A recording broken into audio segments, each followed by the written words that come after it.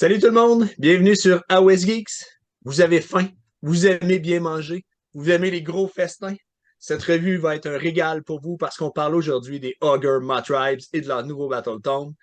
Mais tout d'abord, on aimerait remercier Le Griffon, notre commanditaire officiel pour toutes les analyses de Battle Tome. Alors, le Griffon, c'est notre boutique locale pour le gaming, pour les jeux de société et pour les cartes.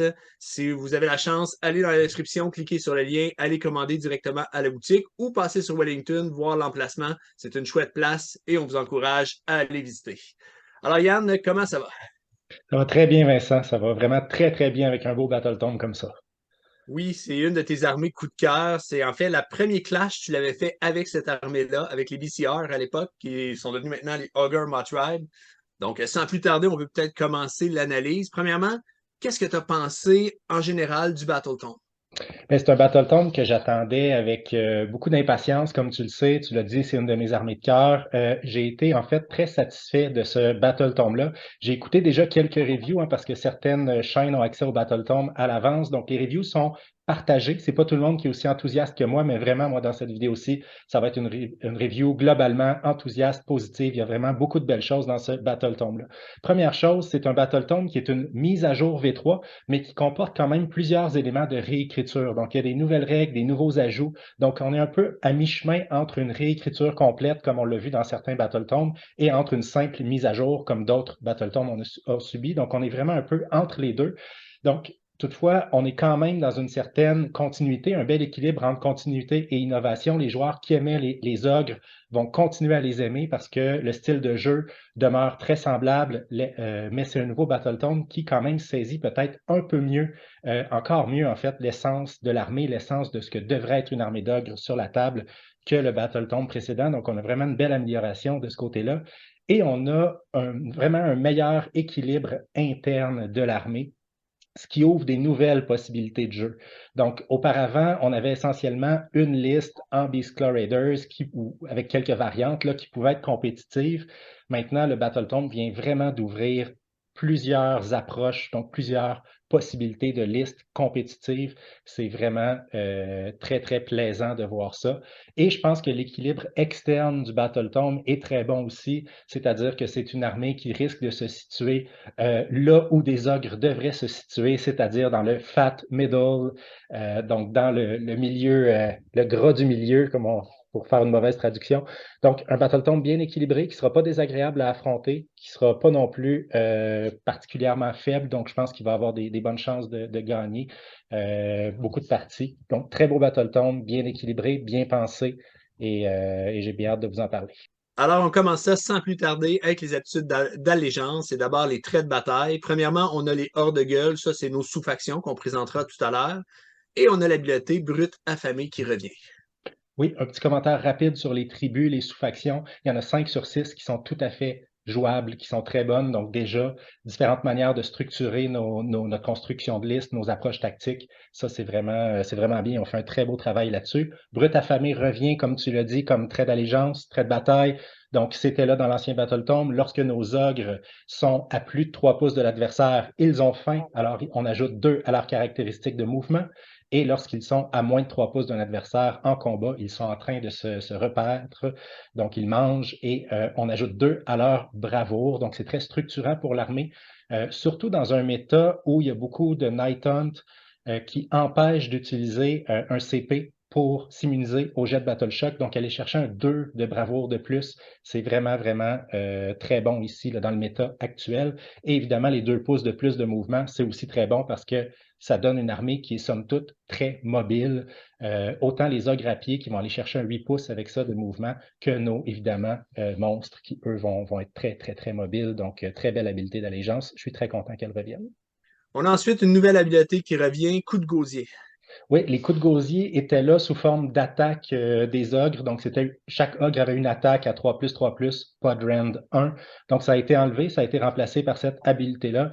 Donc, c'est seulement les ogres Godbusters qui ont cette habilité-là. À la fin de la phase de combat, pour chaque unité ennemie à moins de 3 pouces, d'une ou plusieurs unités Godbusters, on va lancer un dé. Et sur 4+, l'unité va subir D3 blessures mortelles. Donc, ça ajoute un petit peu de blessures mortelles à l'armée. C'est très bienvenu. Et on va le voir, c'est une armée qui a différentes sources de blessures mortelles. Puis à la fin, ça finit par s'accumuler. Donc, c'est une armée qui frappe très fort en combat, qui maintenant peut frapper très fort au tir aussi, et qui peut, par surcroît, ajouter des blessures mortelles ici et là. Donc, vraiment, ça va faire une armée là, qui a une très, très grande létalité.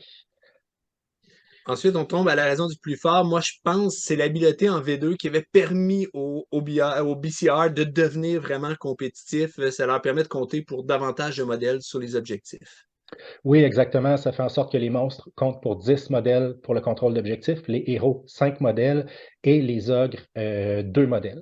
Donc, autant ici, en fait, il faut faire attention, ce sont seulement les ogres. Donc, ça fait qu'il y a 4 unités dans le Battle Tome qui ne bénéficieront pas de cette habileté-là. Donc, nos Gnoblards, notre catapulte Gnoblar, nos Frost Sabers et nos Yeti. Mais toutes les autres unités dans le Battle Tome bénéficient de cette excellente règle-là. C'est une règle qui est peut-être un peu moins bonne, un peu moins impactante dans la saison actuelle parce qu'on a les conquéreurs où là, on a plusieurs unités adverses qui comptent pour 3 modèles, mais on s'attend à un changement de saison, je pense, en janvier.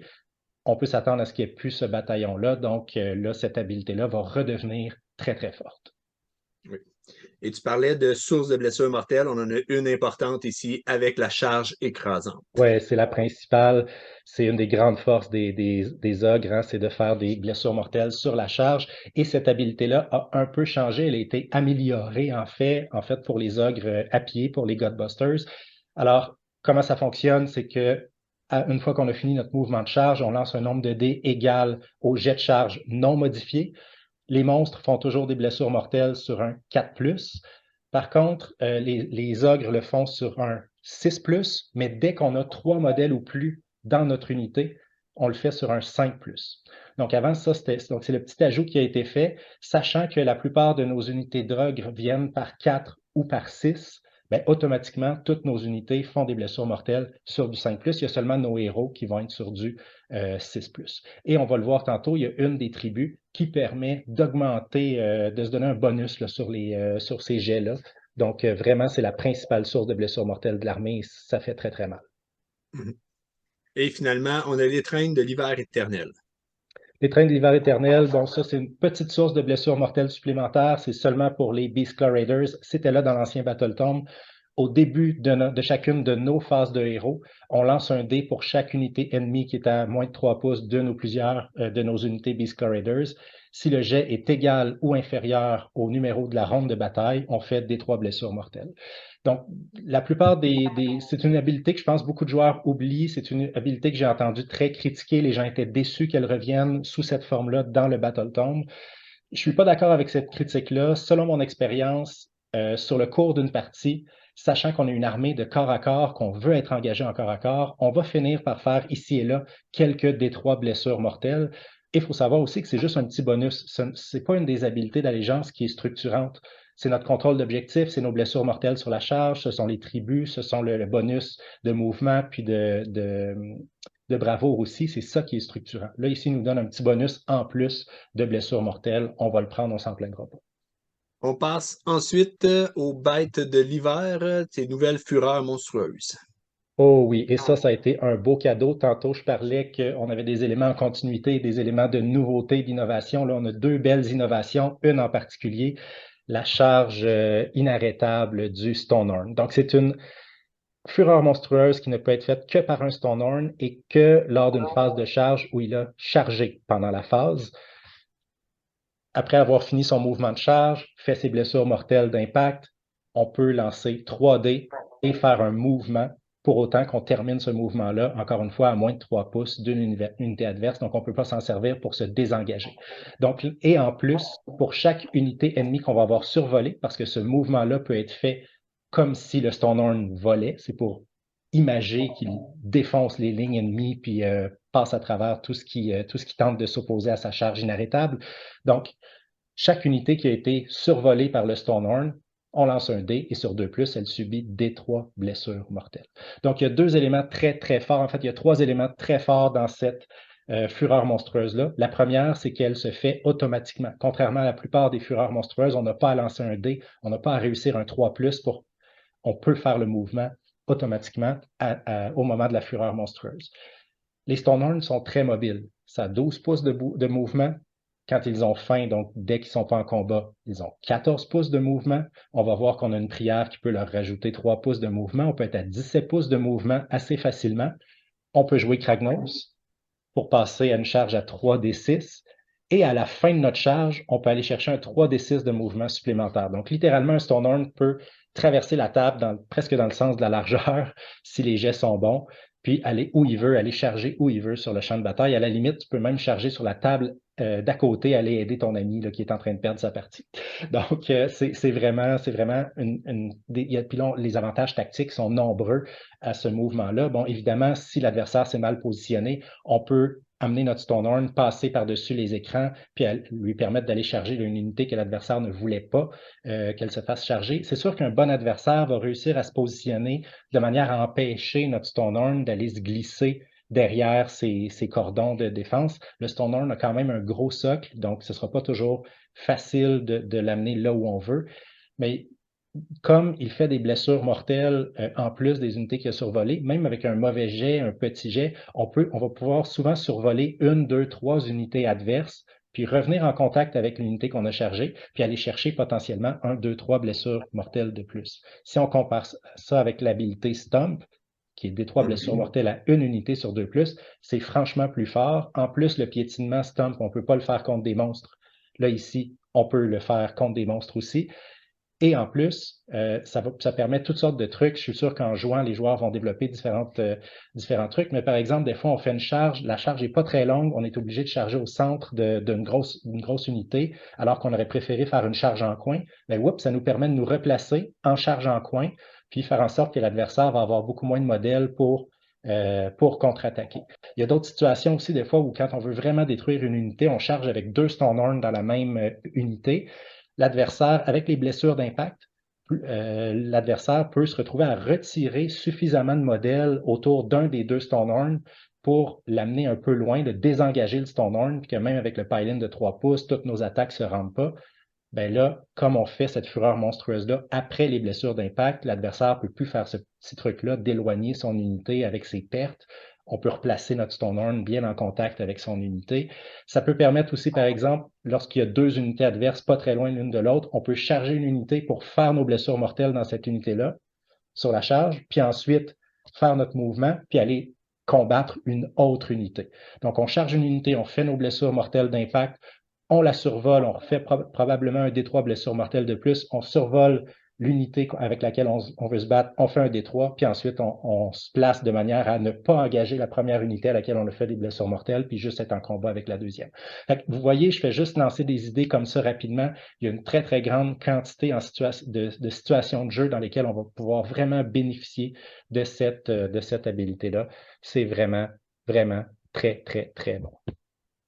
Elle donne des frissons comme adversaire. Imaginez comment ça va être le casse-tête d'essayer de gérer et d'empêcher le Stonehorn de frapper là où il veut frapper. C'est terrible. Puis, pour en ajouter, on va voir qu'il y a possibilité qu'un Stonehorn puisse faire une fois par partie 2 fureurs monstrueuses au même tour. On en reparlera tantôt, mais là, vous voyez les combinaisons. Là. On peut faire ça, aller chercher une unité qui était cachée derrière, loin, puis en plus, pouvoir faire le rugissement. Ou si on veut faire vraiment beaucoup de blessures mortelles, on charge une unité, on fait les blessures d'impact, on la survole avec cette habileté-là, puis on la stomp en plus ensuite. Donc vraiment, là, il y a vraiment c'est vraiment très, très fort. C'est incroyable. Je pense que c'est clairement une des meilleures fureurs monstrueuses du jeu, assurément. Clairement. La suivante, c'est Frisson de l'hiver éternel. Oui, celle-là, donc, est réservée au Thunder Tusk. En fait, elle aussi doit être faite seulement à un tour où le Thunder Tusk a chargé, fort malheureusement. Et on va lancer un dé pour chaque unité ennemie à 1 pouce. Sur un 3+, l'effet de frappe en dernier va s'appliquer aux unités. Donc, le fait de devoir avoir chargé, c'est malheureux. C'est vraiment pas aussi bon que l'habilité qu'on retrouve, que l'habilité très similaire qu'on retrouve chez les Tree Lords, chez les Sylvanettes, où ça peut être utilisé défensivement. On n'a pas besoin d'avoir chargé pour la faire. Là, ici, on doit avoir chargé, donc ça ne peut pas être utilisé défensivement. L'autre chose aussi, c'est qu'un Thunder Tusk, ça frappe vraiment pas fort au corps à corps, donc on ne veut pas nécessairement l'amener au corps à corps. Et en plus, comme ça ne frappe pas fort au corps à corps, ben même si l'unité adverse frappe en dernier, on ne lui aura pas fait suffisamment mal pour l'empêcher de contre-attaquer de manière forte.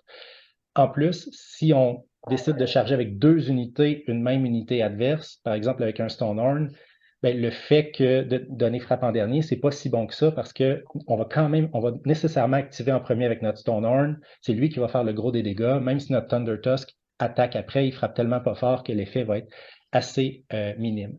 Donc c'est bon seulement si on amène, par exemple, 3 monstres ou 3 unités chargées ensemble, puis là, on arrive à faire frappe en dernier, puis là, on a 2 unités en plus du Thunder Tusk qui frappe en premier avant l'adversaire.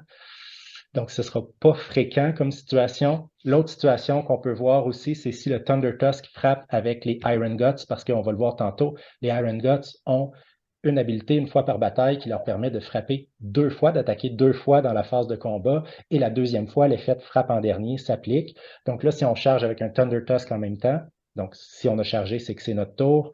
Donc à ce moment-là, nos ogres vont pouvoir attaquer en premier, puis attaquer en premier aussi sous l'effet de frappe en dernier parce qu'on a l'initiative. Donc ça permet à nos Iron Guts d'attaquer 2 fois. Mais le Thunder Tusk, on va le voir, c'est pas un très bon War Scroll, ce sera pas très joué. Donc, cette fureur monstrueuse spécifique-là, je trouve, est pas assez bonne pour justifier d'inclure un Thunder Tusk. OK, c'est bon, mais il y en a déjà une tellement excellente qu'il aurait pu en mettre juste une puis tu aurais été content. Ah oui, absolument. Ouais. On passe ensuite aux optimisations. D'abord, les traits de commandement. Quels sont ceux qui ont retenu ton attention? Oui, donc il y a 2 catégories de traits de commandement, ceux pour les Godbusters et ceux pour les Beastclaw Raiders. Chez les Godbusters, le premier est amusant en fait, hein, c'est que tous les unités Gnoblar entièrement à 18 pouces du général ne prennent pas de jet de déroute. Les Gnoblar, c'est le point de vie le moins cher du jeu, c'est 20 points de vie pour 100 points, donc on peut en jouer 40 pour 200 points. Donc si vous avez le goût de faire des grosses trappes dans lesquelles l'adversaire va s'embourber puis jouer 2 ou 3 paquets de 40 noblards avec un général qui empêche qu'ils prennent des jets de Battle Shock. Bon, ça peut être drôle, mais rendu là, si on veut jouer des hordes comme ça, on va choisir de jouer Gloomsfight ou Skaven, mais bon, c'est quand même amusant. Puis je pense qu'il faudrait avoir un drôle d'équilibre mental pour vouloir peindre 120 gnoblards. Les modèles sont hideux, malheureusement. Euh, et des très mauvais aussi sculptes. La qualité de la sculpture est horrible. Le deuxième trait de commandement est quand même intéressant. Ça, c'est pour les bouchers, en fait, et ça fait en sorte qu'ils connaissent tous les sorts, que le boucher connaît tous les sorts du domaine.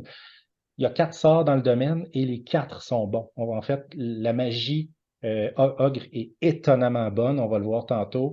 Donc, ce trait-là se justifie certainement. Ensuite, puis dans ce cas-là, on mettrait peut-être le Arcane Tome à ce même général-là pour qu'il puisse en lancer 2 par tour. Donc, ça fait un général qui est quand même bon en magie à ce moment-là. Le deuxième, en fait, le chasseur de massacre, c'est le nouveau héros qui vient d'arriver, qui vient de sortir avec le Battle Tome. On reparlera de ce trait de commandement-là quand on parlera du War Scroll de cette unité-là, mais c'est un trait qu'on ne choisira jamais. On ne choisira jamais que cette unité-là soit notre général.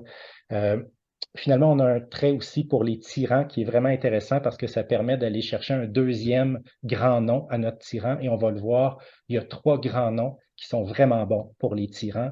Donc, si on veut vraiment buffer notre tyran au maximum, c'est un très bon trait de commandement à lui mettre. On en reparle quand on va parler du War Scroll là, du tyran.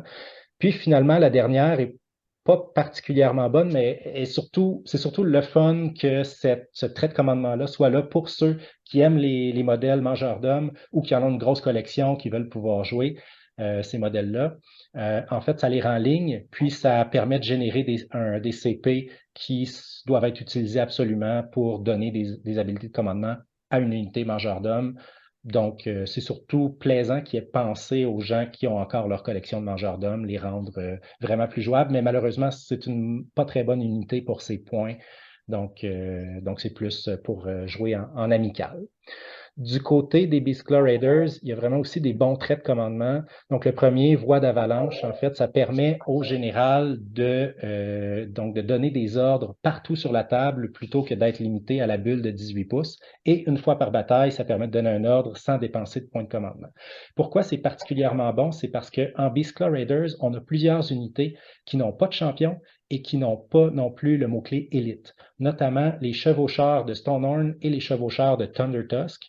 Donc, les chevaucheurs de Stonehorn, je pense que dans des listes Beastclaw Raiders, on va souvent en prendre un, deux ou trois comme battle line, donc comme ligne. À ce moment-là, de pouvoir leur donner un ordre, peu importe où ils sont sur la table, ça va être nécessaire. Malheureusement, l'unité n'a pas le mot-clé élite. On a aussi les Yetis qui n'ont pas de champion ni le mot-clé élite. Bon, les Yetis ne seront pas très joués selon moi, mais quand même, si on en joue, c'est pratique de pouvoir leur donner des habiletés de commandement. Donc, c'est bien pensé là, pour venir pallier un peu cette faiblesse-là de certaines unités.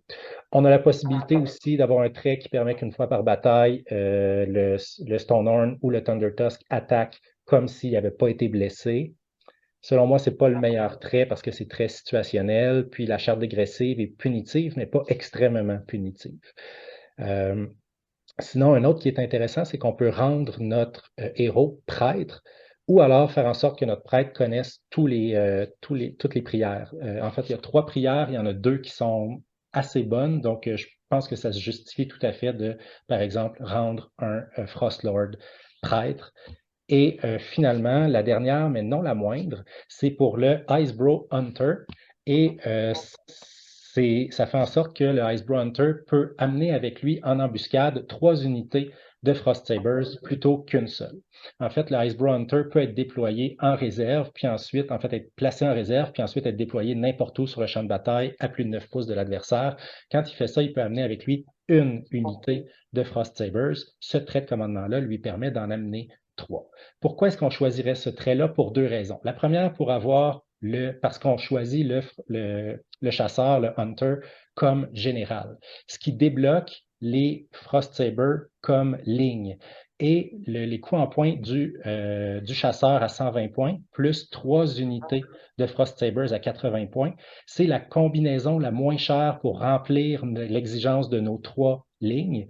Et c'est la seule manière de pouvoir jouer plusieurs gros monstres, par exemple plusieurs Frostlords, tout en comblant nos unités de ligne. Par exemple, si on veut jouer Kragnos avec 2 Frostlords, ben, pour compléter la liste, on joue un Hunter, 3 unités de Frost Sabers et on arrive assez près de 2000 points avec cette liste-là. Donc ça permet ça. Et l'autre chose aussi, c'est que ça permet de réussir automatiquement une tactique de bataille à 3 points. Parce qu'en devenant ligne, nos Frost Sabers deviennent Galician vétérans. Donc ça devient automatique de pouvoir avoir 2 unités en territoire ennemi. Les 2 de ces unités-là sont Galician vétérans, donc on fait le point supplémentaire. Donc c'est un 3 points de tactique de bataille automatique. Donc vraiment, il y a quelque chose d'intéressant autour de ce trait de commandement-là et de choisir le Icebrow Hunter comme général. On passe ensuite aux artefacts de pouvoir. Quels sont les bons artefacts? Oui, encore une fois, les artefacts sont séparés donc pour les Godbusters et pour les Beastclaw Raiders. Le premier des Godbusters est vraiment très bon. Il va être structurant dans une liste en particulier. Donc, ça fait en sorte que les unités entièrement à 12 pouces du porteur ont +1 à leur jet de touche pour leurs attaques qui ciblent les monstres ou les héros. On va le voir, l'attribut Underguts, qui est l'attribut de tir, va être très intéressante parce que les canons, les Iron Blasters, sont devenus très bons. Le défaut des Iron Blasters, c'est qu'en longue portée, donc quand ils font leurs 2 tirs à 30 pouces, ils touchent sur du 4+. Si on veut en plus tenter de cibler un héros qui a la règle attention messire, on est rendu sur du 5+. Donc ça ici, ça nous permet d'aller chercher un bonus de +1 à la touche, fidéliser la touche. Donc c'est vraiment bien. Donc je verrais très bien cet artefact-là sur un boucher, par exemple, qui resterait en retrait avec les canons. Quoique les canons ne vont pas nécessairement rester en retrait, il y a des beaux tricks à faire et c'est pas pour rien que je choisirais un boucher plutôt qu'un tyran. Je vous en reparle quand on regarde les sorts, parce qu'il y a vraiment des beaux tricks à faire autour du Iron Blaster. Je pense qu'on va avoir beaucoup des armées de Underguts sur la table.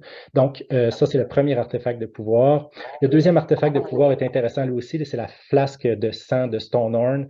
Donc, au début d'une phase, donc n'importe quelle phase, on choisit d'utiliser, et c'est une fois par bataille, on choisit de boire notre flasque de sang et ça donne une protection de 3+ jusqu'à la fin de la phase. Donc, ça permet de rendre notre tyran ou notre boucher vraiment résistant pour une phase. Ça devient plus difficile là, de le tuer en une shot si quelqu'un essaie de le tirer ou de le charger. Donc, ça lui donne une belle résistance. Ouais, j'aime, petite parenthèse, il y a beaucoup d'artefacts que si tu le prends au début du tour, pour tout le tour, tu as une protection de plus ou quelque chose comme, mais c'est dur de prévoir, puis souvent quand on fait ça, l'adversaire vient pas charger notre héros, puis il contourne. Là, ce qui est le fun, c'est que le tour il est engagé, puis tu crains peut-être pour la vie de ton tyran, là, tu prends ça, puis tu le protèges en 1000, une protection à 3+, c'est vraiment solide. Oui, vraiment, vraiment, tout à fait. Le troisième artefact, c'est le tachoir, qui était avant l'artefact qui était associé obligatoire en fait avec la tribu Blood Gollets. On le mettait traditionnellement sur un Frostlord sur Stonehorn parce que en fait, ce que ça fait, c'est que on choisit, ça remplace en fait une des armes de mêlée du porteur à la fin de la phase de combat. S'il y a des dégâts qui ont été alloués à une unité ennemie, on guérit des 3 blessures à toutes les unités ogres entièrement à 12 pouces. Maintenant, c'est réservé aux Godbusters, donc on ne peut plus le donner à un Frostlord, donc c'est peut-être un peu moins bon dans ces conditions-là. Néanmoins, sur un tyran, je pense que ça se justifierait parce que le tyran a des assez bonnes attaques. Et finalement, le dernier, c'est pour améliorer la perforation des attaques de lance du tyran. C'est 2 attaques, 3+, moins 1, qui passerait à -3, puis D3. Donc, je pense que l'impact sur les dégâts du tyran n'est pas suffisant pour justifier de prendre un artefact pour ça.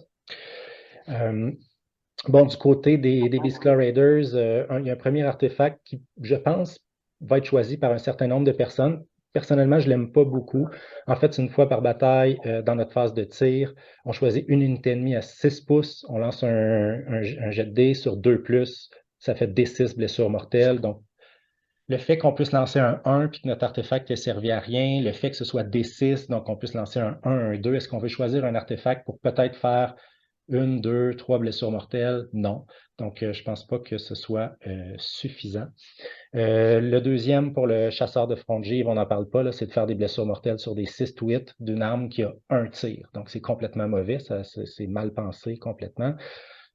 Le troisième, en fait, permet d'ajouter du mouvement au Yeti. Donc, si on joue des Yeti, je pense que ça se justifierait, mais je ne pense pas que ce soit suffisant pour consacrer un artefact à ça. Et le dernier est, selon moi, le plus fort. J'y ai fait allusion tantôt. Donc, ça permet à un Thunder Tusk ou plus vraisemblablement à un Stonehorn de faire une fois par bataille 2 fureurs monstrueuses. Donc, si on joue Beastclaw Raiders, je pense que c'est le premier choix d'artefact qu'on devrait prendre. Excellent. C'est redoutable. On a vu la fureur monstrueuse que tu vas prendre par défaut, qui va te permettre de passer par-dessus l'unité adverse, de faire des blessures mortelles. Puis en plus, ça peut te permettre d'avoir un roar ou peut-être un Titanic duel si tu vas t'engager contre un gros monstre. Comme tu dis, les possibilités sont très, très grandes. Fait que Oui, oui, puis super bon un artefact. Oui, puis en plus, on prévoit aussi une situation où on charge un monstre qu'on veut absolument tuer ce tour-là. Ben, on peut simplement faire Roar pour l'empêcher de se donner la défense en règle, plus le duel titanesque pour avoir le +1 à la touche, ce qui fait que même si le monstre nous rugit en retour, ça ne nous empêche pas d'avoir le +1 pour toucher. On sait aussi que les Frostlords, les grosses attaches les grosses attaques touchent sur du 4, donc ça va être l'attaque en règle va être vraiment souvent une nécessité pour fiabiliser ces attaques-là. Donc, vraiment, 2 fureurs monstrueuses une fois par bataille, ce serait mon choix. Tu y as fait allusion tout à l'heure, tu as parlé du domaine de sort, qui est un bon domaine de sort. Alors, je te laisse le présenter. Oui, c'est un super domaine de sort et c'est un domaine de sort qui est typiquement ogre, simple et efficace. Petite remarque, par contre, le domaine de sort est réservé aux sorciers qui ont le mot-clé boucher. Donc, si on met un Arcane Tome à une unité, à un héros qui n'est pas un boucher, il ne peut pas prendre de sort de ce domaine-là. Donc, c'est vraiment important à noter. Donc, le Arcane Tome, on va souhaiter probablement plus le mettre sur un boucher pour lui permettre de lancer plus qu'un sort par tour. Puis, il va y avoir d'autres manières de faire en sorte que notre boucher connaisse plus qu'un sort. Donc, ça devient très intéressant. Donc, le premier, le festin de 100, c'est une valeur de lancement de 7, la portée est de 18. Et on choisit une unité ogre qui n'est pas un monstre à portée et on donne +1 à sa caractéristique d'attaque. C'est excellent. On va voir les caractéristiques d'attaque, les attaques des Iron Guts ou même des gloutons maintenant. Sur des Iron Guts, c'est monstrueux, là. Les Iron Guts ont chacun 3 attaques, 3+, -2, 3 dégâts. Leur donner une 4e attaque, ça augmente de 33% leur létalité, une létalité qui est déjà quand même assez élevée. On l'augmente de 25% chez le Glutton. C'est vraiment un très, très bon sort, très structurant et très simple, hein. Tu donnes plus une attaque à une unité d'ogre. Les ogres, c'est une armée qui est là pour le corps à corps. Ça Ça te rend meilleur dans ce que tu es supposé bien faire. Moi, j'adore ce genre de sort-là. Euh, le deuxième est vraiment intéressant. J'y ai aussi fait allusion tantôt. Donc, c'est un sort qui a une valeur de lancement de 5 seulement. Ça fait une bulle de 18 pouces autour de notre boucher. Tout, en fait, les Rhinox, donc nos catapultes, Gnoblar et surtout nos Iron Blasters, vont être considérés comme des monstres pour le contrôle d'objectifs, pour les blessures mortelles sur la charge et pour les fureurs monstrueuses. Donc, ils ne gagnent pas le mot-clé monstre, mais ils deviennent comme des monstres. Donc, dans une liste Underguts où on va jouer 3 ou 4 Iron Blasters, on peut subitement prendre nos 3 ou 4 canons, puis faire en sorte que soudainement, ils font des blessures mortelles sur du 4, sur la 4 plus sur la charge. Soudainement, ils comptent chacun pour 10 pour le contrôle d'objectif. On peut faire des fureurs monstrueuses avec chacun. Donc, c'est un sort qui est vraiment très, très bon, d'autant plus que les canons sont déjà bons tout seuls. En courte portée, leur tir est vraiment, vraiment dévastateur. Donc, on peut imaginer les canons faire un tir dévastateur en courte portée, être transformé en monstre, chargé, faire des blessures d'impact. C'est vraiment, là, dans une liste Underguts, je pense que ça prend absolument un boucher avec ce sort-là. Il est vraiment, puis il est bien pensé, je trouve, ce sort-là. Félicitations au designer de Games Workshop. Le troisième ressemble au premier. En fait, cette fois-ci, on va pouvoir cibler un monstre entièrement à 18 pouces. Encore une fois, une valeur de lancement, en fait, cette fois-ci de 6. Et là, on va ajouter 1 à la caractéristique de dégâts des armes de mêlée de la monture du monstre. Donc, ajouter 1 à la caractéristique de dégâts des attaques d'un Stonehorn, c'est vraiment impactant.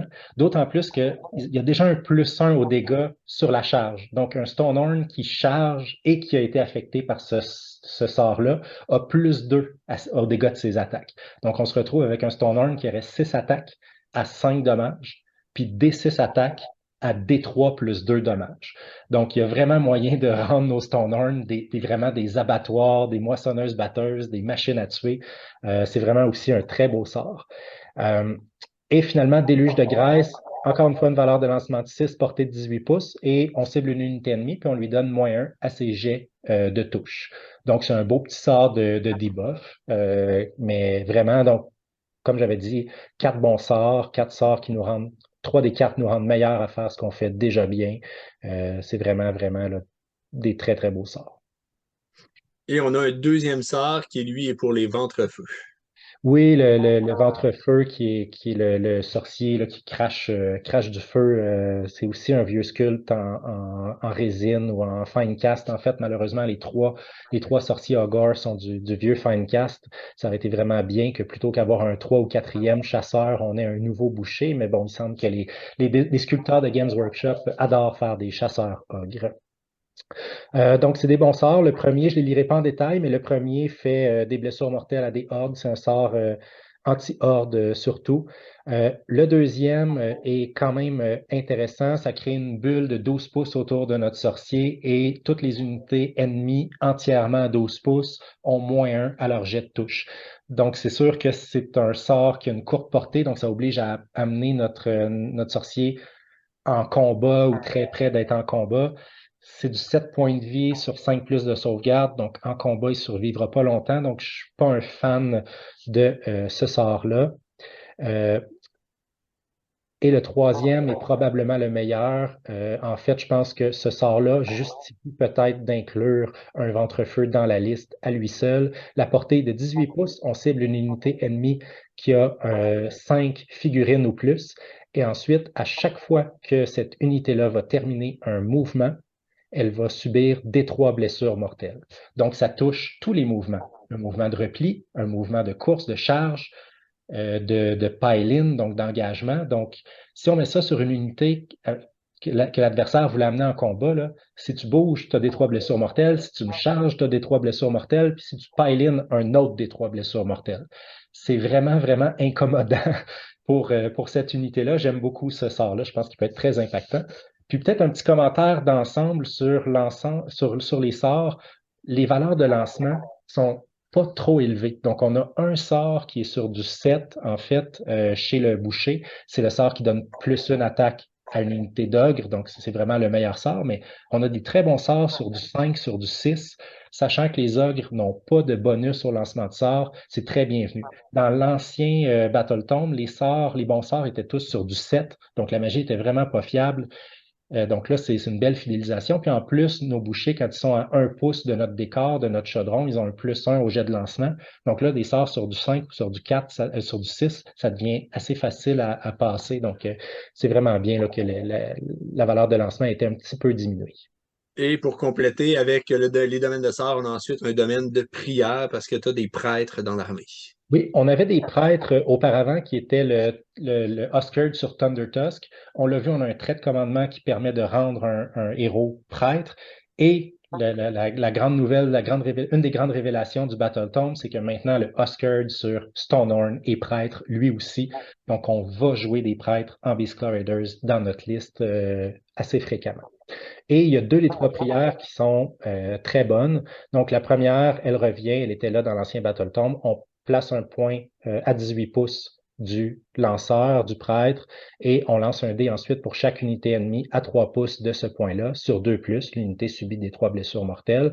Donc, contre un adversaire qui joue en castle, en château, on sait que les Sylvanettes jouent souvent en castle, on sait que les Knighton jouent souvent en castle, donc il y a plusieurs adversaires dans le méta actuellement qui jouent en castle. Ça permet de toucher potentiellement 2, 3, 4 unités. Donc, c'est un assez bon sort, une assez bonne prière, pardon. Et la deuxième, c'était la plus forte à mon avis. Donc, on cible soit des Mournfang ou un monstre ami entièrement à 18 pouces.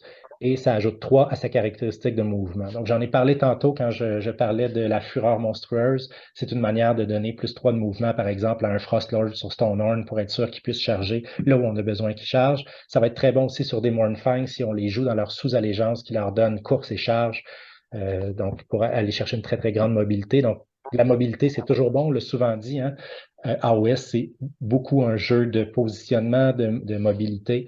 Donc ça, c'est vraiment un bel atout qu'on a. Puis le dernier, c'est que si on joue des Yétis, ça permet de ressusciter un Yéti ou un Frost Saber. Pas si mal.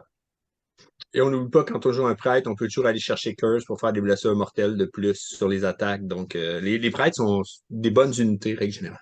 Oui, absolument. Il ne faut pas oublier les prières génériques auxquelles tous les prêtres ont accès. On passe ensuite aux traits de monture. Il y a deux catégories de traits de monture. Oui, donc il y a 3 traits de monture pour les Stonehorn, 3 traits de monture pour les Thunder Tusk. Donc, il y en a 2 qui se démarquent chez les Stonehorn. Le premier, c'est notre Metal Cruncher qui revient, mais légèrement nerfé, fort heureusement pour les adversaires. Donc, c'est toujours, on cible une machine de guerre ou un adversaire qui a une sauvegarde 1+, 2+, ou 3+. Au début de la phase de combat, on lance un dé, et puis, ça fait le nombre de blessures égal au lancement de dés. Là, donc, finalement, c'est D6 blessures mortelles. Le petit changement, c'est qu'auparavant, on pouvait aussi faire le D6 blessures mortelles à une unité qui avait une sauvegarde à 4+. Donc là, ils ont enlevé le 4+. Donc ça va s'appliquer à un petit peu moins d'unités qu'avant, mais ça demeure encore très, très bon, là, sans problème. Puis il y a plus d'unités avec des 3 plus de sauvegarde d'armure aujourd'hui dans le jeu qu'il y en avait à l'époque. Donc, globalement, c'est pas une très grosse perte. Tout à fait d'accord. Sinon, le deuxième est correct, là, ça fait en sorte que le jet de charge compte toujours comme étant 7, minimum 7 en fait pour les blessures d'impact. Donc, même si on lance une charge à 3, on lance 7 dés pour nos blessures d'impact. Je pense pas qu'il va être pris souvent, sauf si on joue 3 Stonehorn dans la sous-allégeance qui permet d'avoir 3 traits de monture. Le dernier est bien meilleur. En fait, le dernier, c'est probablement le meilleur. Ça donne moins 1 au jet de blessure des attaques qui ciblent le Stonehorn, autant en mêlée qu'en tir. Donc, le Stonehorn, c'est quand même très, très tanky. On parle d'un monstre qui a une sauvegarde à 3 avec une sauvegarde invulnérable à 5. Là, si en plus on donne -1 au jet de blessure, ça devient très, très, très difficile de coucher notre Stonehorn.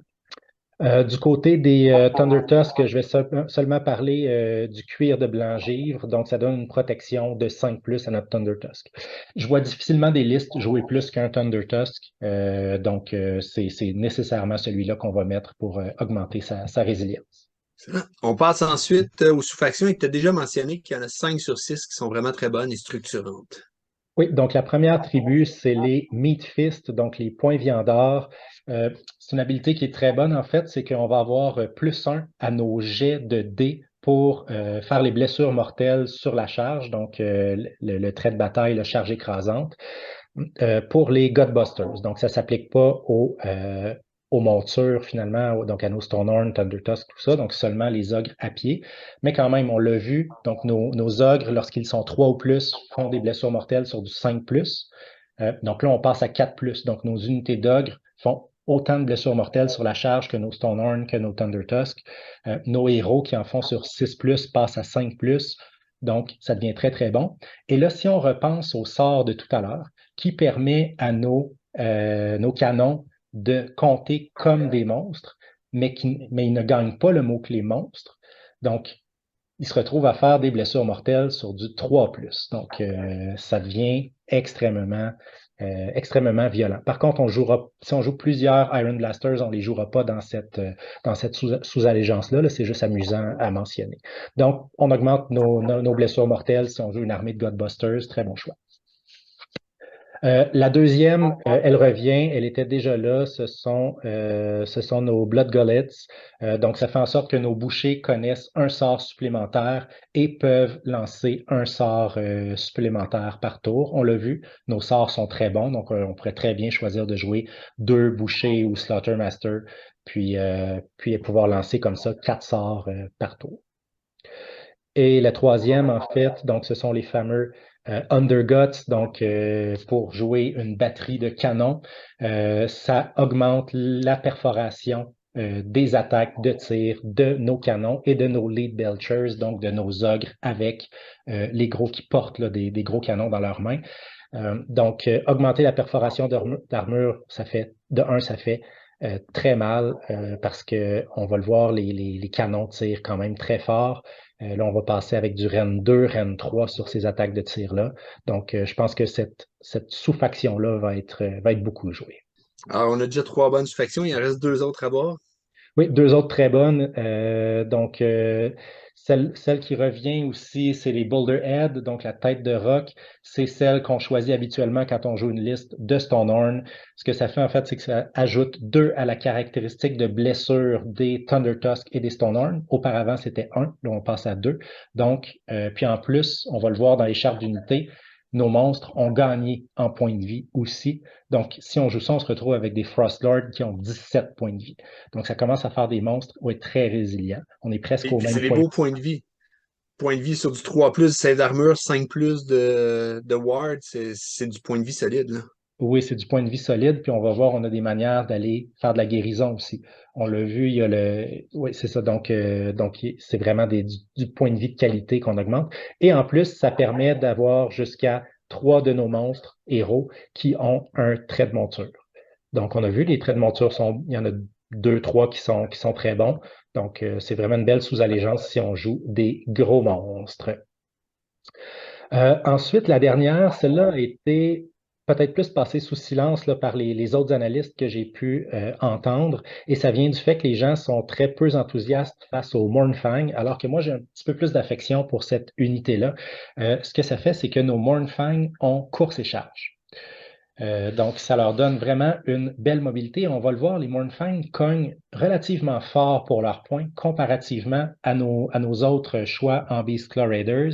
Et ce sont des excellentes unités aussi dans un méta de tir. Donc, on en reparlera quand on verra les chartes d'unités des Mournfang Pack, mais je trouve que donner course et charge à potentiellement la moitié de notre liste ou plus si on joue beaucoup de Mournfang, je trouve ça intéressant. Puis je trouve ça intéressant aussi parce qu'il y a beaucoup de joueurs Beast Claw Raiders qui ont acheté la boîte, en fait, là, de Start Collecting, dans laquelle on avait un monstre puis 4 Mournfang. Je pense qu'on est nombreux à avoir une douzaine de Mournfang dans notre collection. Donc, c'est une belle manière de pouvoir les jouer puis pouvoir les rentabiliser. Le dernier est vraiment moins bon, en fait, là, c'est pour pouvoir jouer des Yétis. Ce que ça fait, en fait, c'est que bon, toute notre armée est protégée du tir.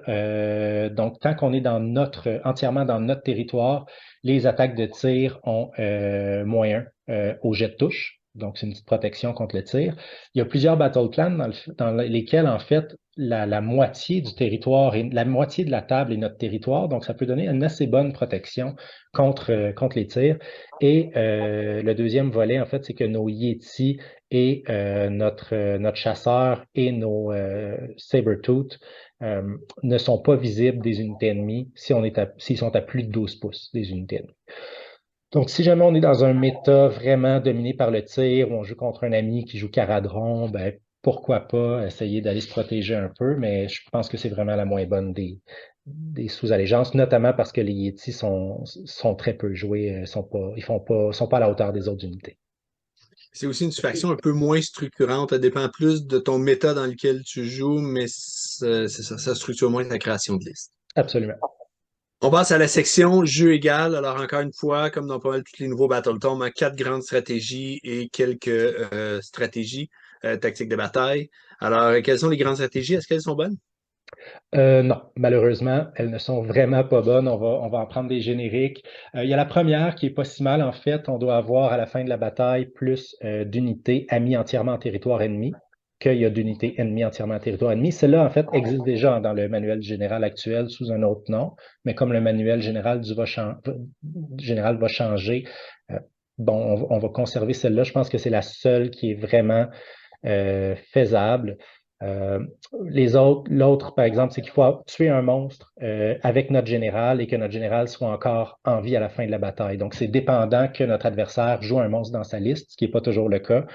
Il y en a un autre, en fait, qu'il faut réussir 4 tactiques de bataille de notre livre. Ça va être difficile aussi, on va le voir. Il y en a 3 qui se font de manière relativement fiable, mais la 4e va être vraiment difficile à faire. Donc, puis la dernière, il faut avoir vidé notre grande marmite et l'avoir remplie au cours de la bataille et qu'elle soit pleine à la fin de la bataille. Malheureusement, c'est relativement facile pour l'adversaire de nous empêcher de la remplir en faisant simplement pas s'approcher à 6 pouces de la marmite. Donc je pense qu'elle est très risquée, celle-là aussi. Du côté des tactiques de bataille, on en a quelques-unes qui sont plutôt bonnes. Donc, on a vraiment, c'est bien parce que ça ajoute de la diversité dans les options, les choix qu'on a pour faire nos tactiques de bataille. La première, c'est qu'au début de notre phase de combat, toutes les unités Ogre doivent se repaître, donc être en combat. On s'entend que ça va arriver régulièrement, hein, quand toutes nos unités vont être en combat. C'est sûr que ça se présente au cours d'une partie, donc elle est très facile à faire. La deuxième, en fait, on ne peut pas la faire au premier round de bataille. Aucune de nos unités Ogre ne doit être en combat. Donc, ça va arriver probablement dans certaines situations, peut-être même en fin de partie, quand il nous reste moins d'unités, on s'est replié pour contrôler des objectifs, donc elle va être relativement facile à faire.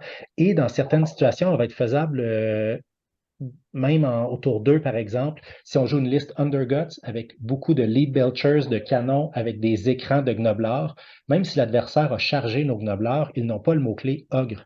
Donc, tous nos ogres qui sont nos canons ne sont pas engagés en combat, puis on peut réussir la tactique de bataille.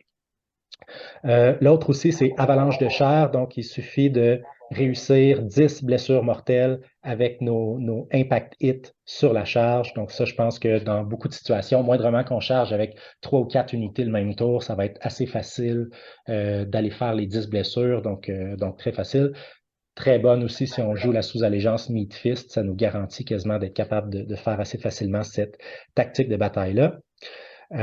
Finalement, bon, la 5e, il faut tuer un héros ennemi avec le jet de dés qui doit être égal ou inférieur au numéro du battle round pour faire des 3 blessures mortelles. Ça n'arrivera pas. L'autre aussi, il faut réussir 4 blessures, 4, pardon, fureurs monstrueuses. Et là, j'ai dit réussir, mais c'est un petit lapsus. Parce qu'il semble qu'avoir accompli une fureur monstrueuse, ce soit d'avoir tenté de la faire, mais on n'est pas obligé d'avoir, par exemple, réussi notre 3+.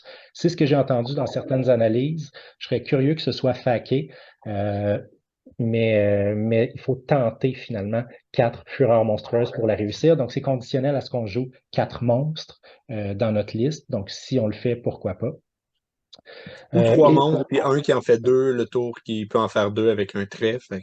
Oui, absolument, tout à fait. Donc ça, c'est tout à fait possible. Et finalement, le dernier, là, il faut tuer un héros ou un monstre ennemi à 6 pouces de notre grande marmite. Encore là, si jamais il y a un adversaire qui s'aventure près de la grande marmite puis qu'on peut le tuer, pourquoi pas, mais c'est très, très conditionnel comme tactique de bataille.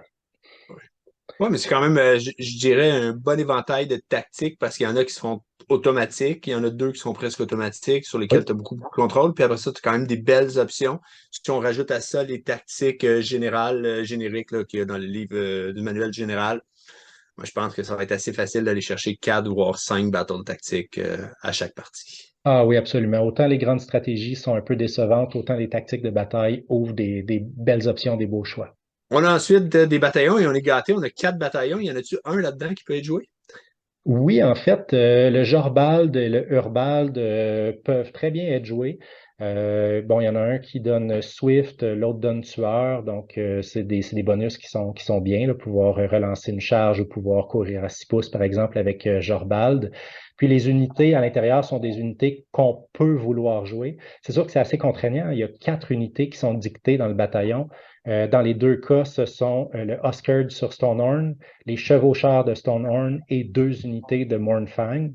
Euh, donc oui, si on a prévu mettre ces unités-là dans notre liste, pourquoi pas les mettre dans ce bataillon-là? Parce qu'avec nos monstres, ça devient peut-être difficile un peu d'utiliser les bataillons génériques. Donc c'est bien qu'il ait choisi ces options-là. Le Torbad, c'est des Thunder Tusk, donc je pense pas qu'on va jouer plusieurs Thunder Tusk, surtout pas des Thunder Tusk Beast Riders. Et le dernier, c'est pour jouer des Gnoblars, puis la catapulte Gnoblar, c'est la catapulte Noblar est pas très bonne, là, donc je pense pas que ça va être vraiment utilisé. On remarque qu'il n'y a pas de bataillon pour les Godbusters, probablement parce que les Godbusters, eux, ont facilement accès aux bataillons des génériques. Notamment les Godbusters, on va le voir, ils ont plein de choix de héros à moins de 10 points de vie. Donc, ça ouvre vraiment là, toutes les options de bataillons génériques pour eux. Donc, il n'était pas nécessaire de leur en rajouter dans le Battletome. Et on arrive enfin aux chartes d'unité et on commence par la charte de Kragnos qui n'a pas changé, je crois, depuis sa dernière Non. itération. Non, il a pas changé, donc je ne parlerai pas de Kragnos, ça, on le connaît. Par contre, ce qui est important de mentionner, c'est que Kragnos donne une bulle de 12 pouces autour de lui qui permet de tenter une charge à 18 pouces à 3d6. Comme nos blessures d'impact se font en fonction du jet de charge non modifié, ben 3d6, ça augmente de manière significative les blessures mortelles qu'on fait sur la charge. Donc, imaginez Kragnos avec un paquet de petites unités d'ogres qui sont dans la sous-alléchance Meat Fist. Donc, on se retrouve à avoir plein d'unités d'ogres qui font des blessures mortelles sur du 4 en chargeant à 3d6. Donc là, le nombre de blessures mortelles devient vraiment très élevé.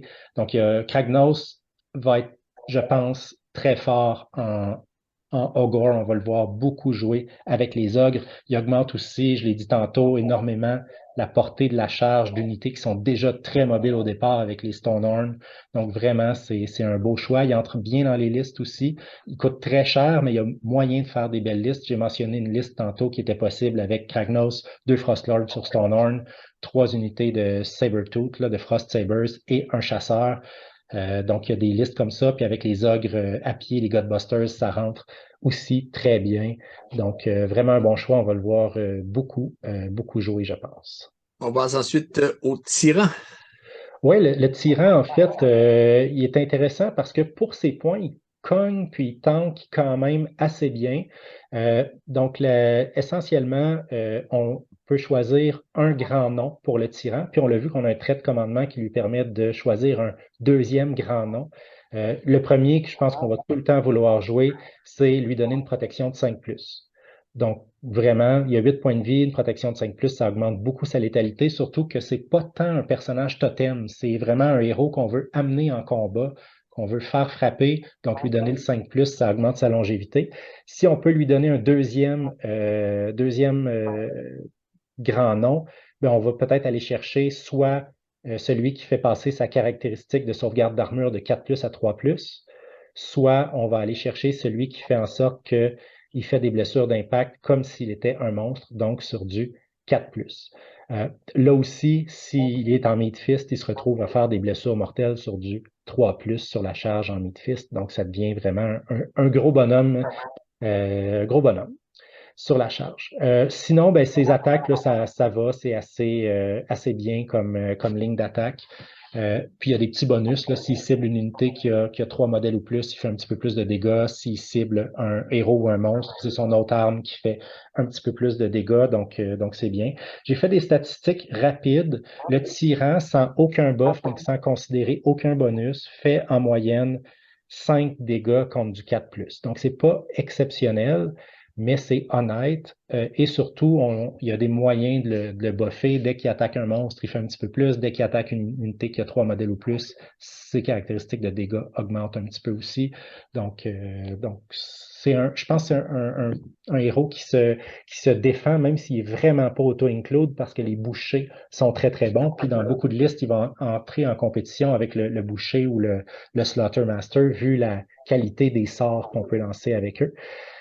Par contre, si on joue des grosses unités de Iron Guts ou de Gluttons, il devient intéressant aussi parce que si les unités de Ogre à 3 pouces de lui, s'il rate un jet de déroute, il y a seulement un modèle qui fuit. Donc, au prix que nous coûtent nos Ogres, si on peut limiter les effets des jets de déroute, ça va être vraiment bien. Donc, c'est une belle habilité qu'il a qui justifie son inclusion dans plusieurs listes. On passe au désosseur.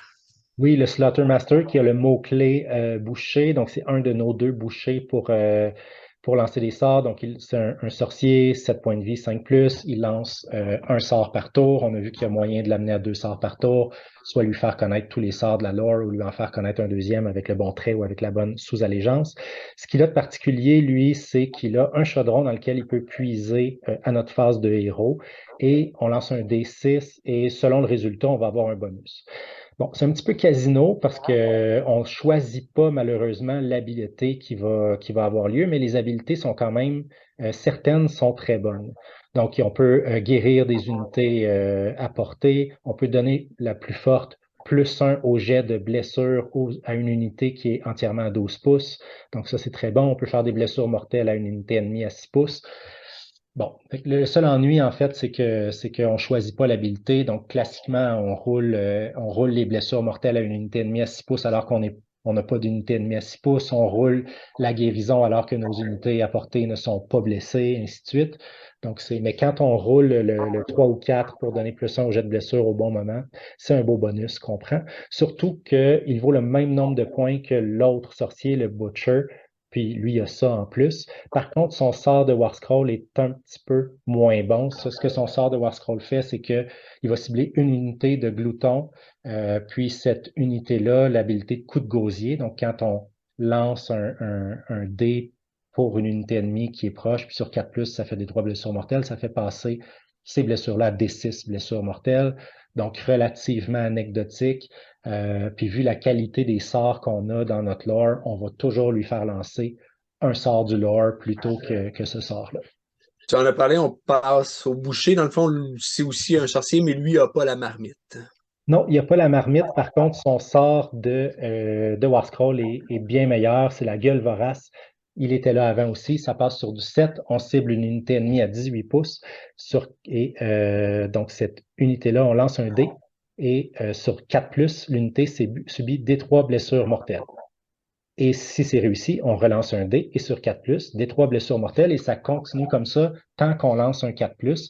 Vincent, je pense que tu as un certain souvenir de ce sort-là qui a mangé ton Bloodthirster ou même je pense que c'était Scarbrand qui était Scarbrand, la première fois que je mettais Scarbrand sur la table pour le jouer, Scarbrand, c'est même pas rendu en combat parce que t'as roulé 4+, 4+, 4+, 4+, et t'as réussi à le passer juste avec le boucher. Je pense qu'il y avait un petit peu de dégâts là, que tu avais fait avant, là, mais oui, le boucher l'a bouffé avec son sort et j'ai même pas pu frapper avec Scarbrand. C'est la première fois que je mettais la figurine sur la table. Je pense qu'il y a une malédiction pour les figurines qu'on joue pour la première fois. Là. En tout cas, c'était triste, mais c'était quand même impressionnant. C'était quand même drôle, là, tu vois. Ça fait longtemps, ça fait quoi, 3 ans, 4 ans que Ouais. c'est arrivé, puis on s'en souvient. Là. C'était épique comme jet, mais il faut pas que tu le fasses trop souvent contre ton adversaire ne voudra plus jouer avec toi. Ça arrive pas souvent, mais quand ça arrive, c'est épique. Aussi, les 2 bouchers, lorsqu'ils réussissent à lancer un sort ou à dissiper un sort, ils guérissent une blessure. Donc, en fait, on lance un dé sur 2+, ils guérissent une blessure, puis sur un 1, ils subissent une blessure mortelle. Donc, bon. C'est le genre de petite habilité qui a peu d'impact, qui ralentit peut-être le rythme de la partie inutilement, mais c'est là. On passe ensuite aux chasseurs de massacres. Oui, c'est le nouveau héros qui vient d'arriver avec le Battle Tome, dont la sculpture a été très critiquée, notamment à cause de la tête, puis de l'espèce de coiffure qu'il a. C'est un chasseur. Ses principales attaques sont des attaques de tir, mais il y a des bandeaux devant les yeux, donc on comprend pas trop l'idée. Donc, c'est un héros quand même qui est intriguant.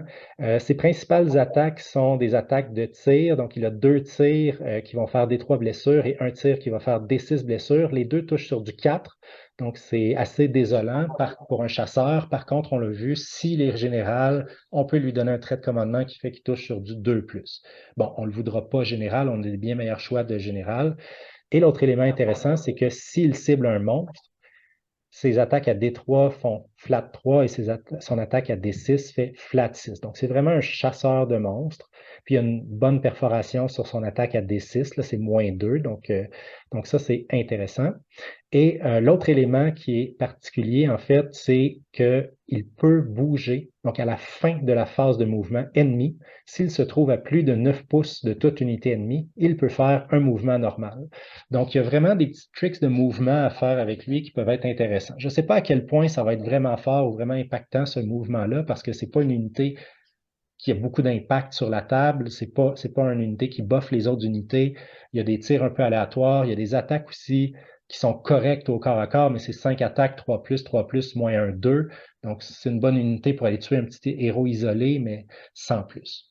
Puis finalement, lorsqu'il est à couvert, il est invisible des unités ennemies, mais ça aussi, ça va avoir un impact assez limité. Donc, je pense pas qu'on va le voir beaucoup jouer dans sa mouture actuelle, mais en amical, si vous avez un ami qui joue une grosse liste de monstres, vous le mettez général, vous lui donnez le trait qui permet de toucher sur 2+, puis vous vous amusez à aller chasser ces monstres. Ouais, j'aime ça, c'est ta définition d'amitié. Là. Moi, je vais prendre la pièce qui permet de faire en sorte que mon ami n'aura pas de fun, parce que je vais tuer toutes ses monstres. C'est bien, j'aime ça. En fait, disons que ça a un impact assez limité, hein. Si tu le mets en général, puis tu donnes ton trait de commandement à ce personnage-là, probablement que tu aides ton ami à gagner, même si tu augmentes ta capacité à faire des dégâts à ces monstres. Ouais. On passe ensuite à l'unité de base de l'armée, les gloutons. Oui, les gloutons qui ont eu un changement significatif, c'est-à-dire que maintenant, ils ont du rend, ils ont de la perforation d'armure. L'autre élément aussi avant, c'est que lorsqu'ils avaient deux armes, les 6 explosaient pour faire une deuxième attaque. Ça a été enlevé. Quand ils ont deux armes, ils ont une quatrième attaque. Donc ça les rend, c'est vraiment meilleur en fait que statistiquement que le Exploding Six. Donc très bonne unité qui sature beaucoup parce que c'est 4 attaques par ogre. Je présume qu'on va pratiquement toujours choisir la deuxième arme plutôt que le point de fer qui renvoie une blessure mortelle à l'unité ennemie si le jet de sauvegarde est de 6. Donc, les ogres viennent par groupe de 6. Ils coûtent 265 points. Donc, c'est 24 points de vie pour 265 points. Donc, c'est du PV pas trop cher. Par contre, la sauvegarde est à 5. Donc, ça, c'est un peu désolant. Et pour l'instant, ils sont vétérans de galets. Donc, ça va être difficile pour l'instant pour les gloutons à cause de ça. Mais dès qu'on va changer de saison, les gloutons vont devenir vraiment intéressants. J'ai fait quelques statistiques. Un groupe de 6 gloutons, c'est 25 attaques, 3+, -1, 2. Puis on peut l'augmenter en fait à 31 attaques si on a fait le sort qui leur donne +1 d'attaque, mais juste de base, sans aucun buff, c'est presque 15 blessures mortelles en moyenne contre un adversaire qui a une sauvegarde à 4+. Donc, c'est vraiment une unité qui frappe très fort pour son coût en points, surtout que c'est une unité Battle Line, donc vraiment, c'est un très bon choix. En plus, donc, quand ils ont un musicien, en fait, je dis musicien, mais c'est un burglar, ils ont +1 à leur jet de charge. Et il y a possibilité d'avoir une bannière qui soit donne -1 au jet de blessure pour les attaques de tir qui le ciblent ou +1 à la bravoure. Donc, des bons choix de bannière aussi. Donc, très bonne unité. Compte pour 2 modèles aussi pour le contrôle d'objectifs, on s'en souvient. Des points de vue pas trop chers, cognent très fort. Donc, vraiment, leur létalité a été augmentée dans ce nouveau Battle Tome-là. Et c'est une des raisons pourquoi les Gluttons deviennent, surtout les Godbusters deviennent beaucoup plus compétitifs. Ouais, quand je parlais tantôt d'un prêtre avec le sort curse, c'est au glouton que je pensais parce que 25 attaques, toutes les 6 font une blessure mortelle en plus. Tu viens de rajouter 4 blessures mortelles aux dégâts déjà imposants qu'ils peuvent faire. Donc, c'est une unité, il me semble, qui a pris un peu de galon là, dans ce nouveau livre-là, qu'on va peut-être plus voir sur la table. Vraiment, les joueurs qui avaient une belle connexion de gloutons comme moi vont pouvoir les mettre sur la table et avoir du plaisir. On passe ensuite à la version sur stéroïdes des gloutons, c'est-à-dire les ventres durs qui cognent comme une tonne de briques. Oui, ils cognent comme une tonne de briques. On le voit, c'est trois attaques chacun, 3+, moins 2, 3, donc ça peut faire très mal. Par contre, nos Iron Guts, en fait, coûtent 270 points pour 4. Donc, le coût a quand même augmenté de manière significative depuis l'ancien Battle Tomb, alors qu'on a 6 gloutons pour 265 points. Donc, il y a 5 points de différence entre les deux. Donc, on peut faire des comparaisons directes. Avec les Iron Guts, on a moins de points de vie, hein. On a 24 points de vie de gloutons contre 16 points de vie de Iron Guts. Les Iron Guts, par contre, sont sur une sauvegarde à 4 plutôt qu'à 5, donc, mais ça équivaut pas à la différence de points de vie, à mon avis.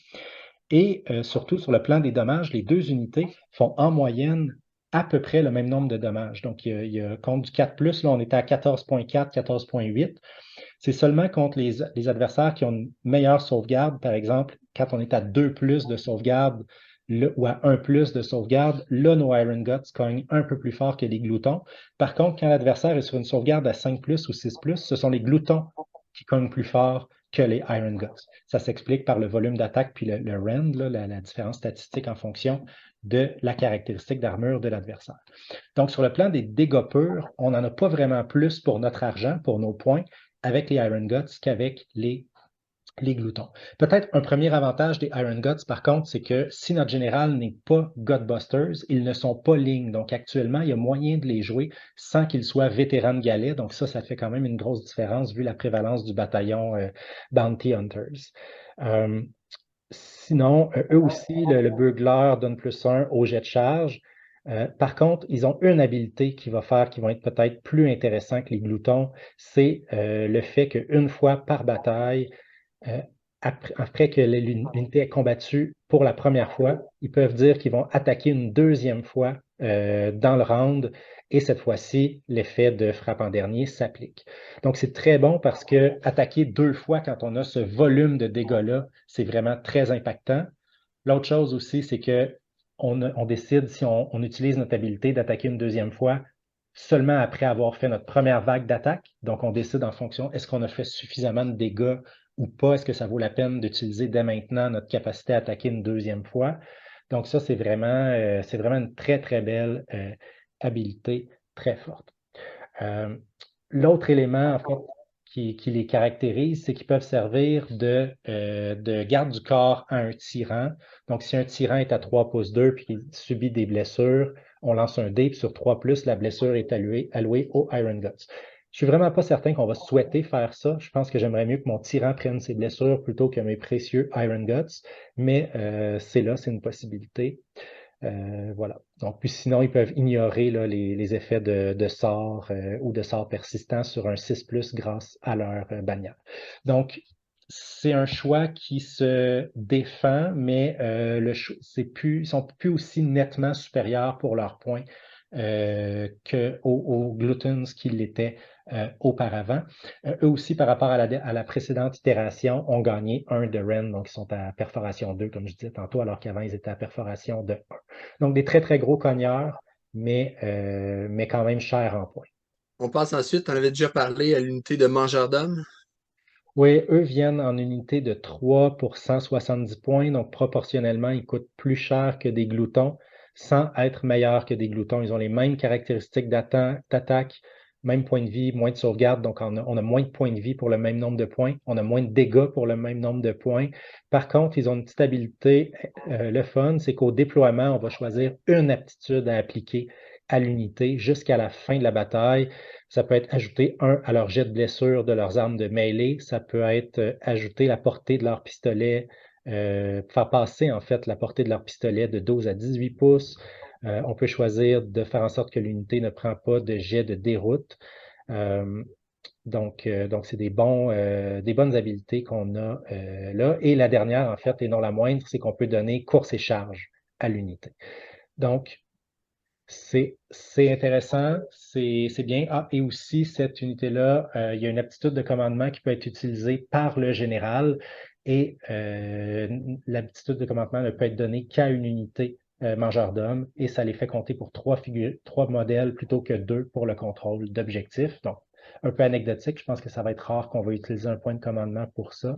Donc, on en a simple, malgré là, les petits bonus qu'on peut choisir au début de la bataille, je pense qu'ils sont quand même vraiment moins bons que les Iron Guts ou que les Gloutons, notamment parce que leur coût en points est trop élevé. Donc, vu que c'est une question de coût en points et pas de mauvais War Scroll, c'est quand même positif parce qu'éventuellement, s'ils ne sont pas joués, Games Workshop pourra toujours diminuer un peu leur coût en points pour les rendre plus intéressants, puis à ce moment-là, ils pourront être joués. J'aime beaucoup l'idée que le petit bonus, on le choisit au déploiement, non pas à la construction de liste. Donc, à ce moment-là, ça nous permet de nous adapter au battle plan ou à l'adversaire. Donc, ça donne une belle petite versatilité tactique qui est bien. Là. Excellent. On passe ensuite à une unité bon, en tout cas, moi, je ne l'ai jamais vue sur les tables, là, les engorgeurs. C'est parce que le modèle est hideux.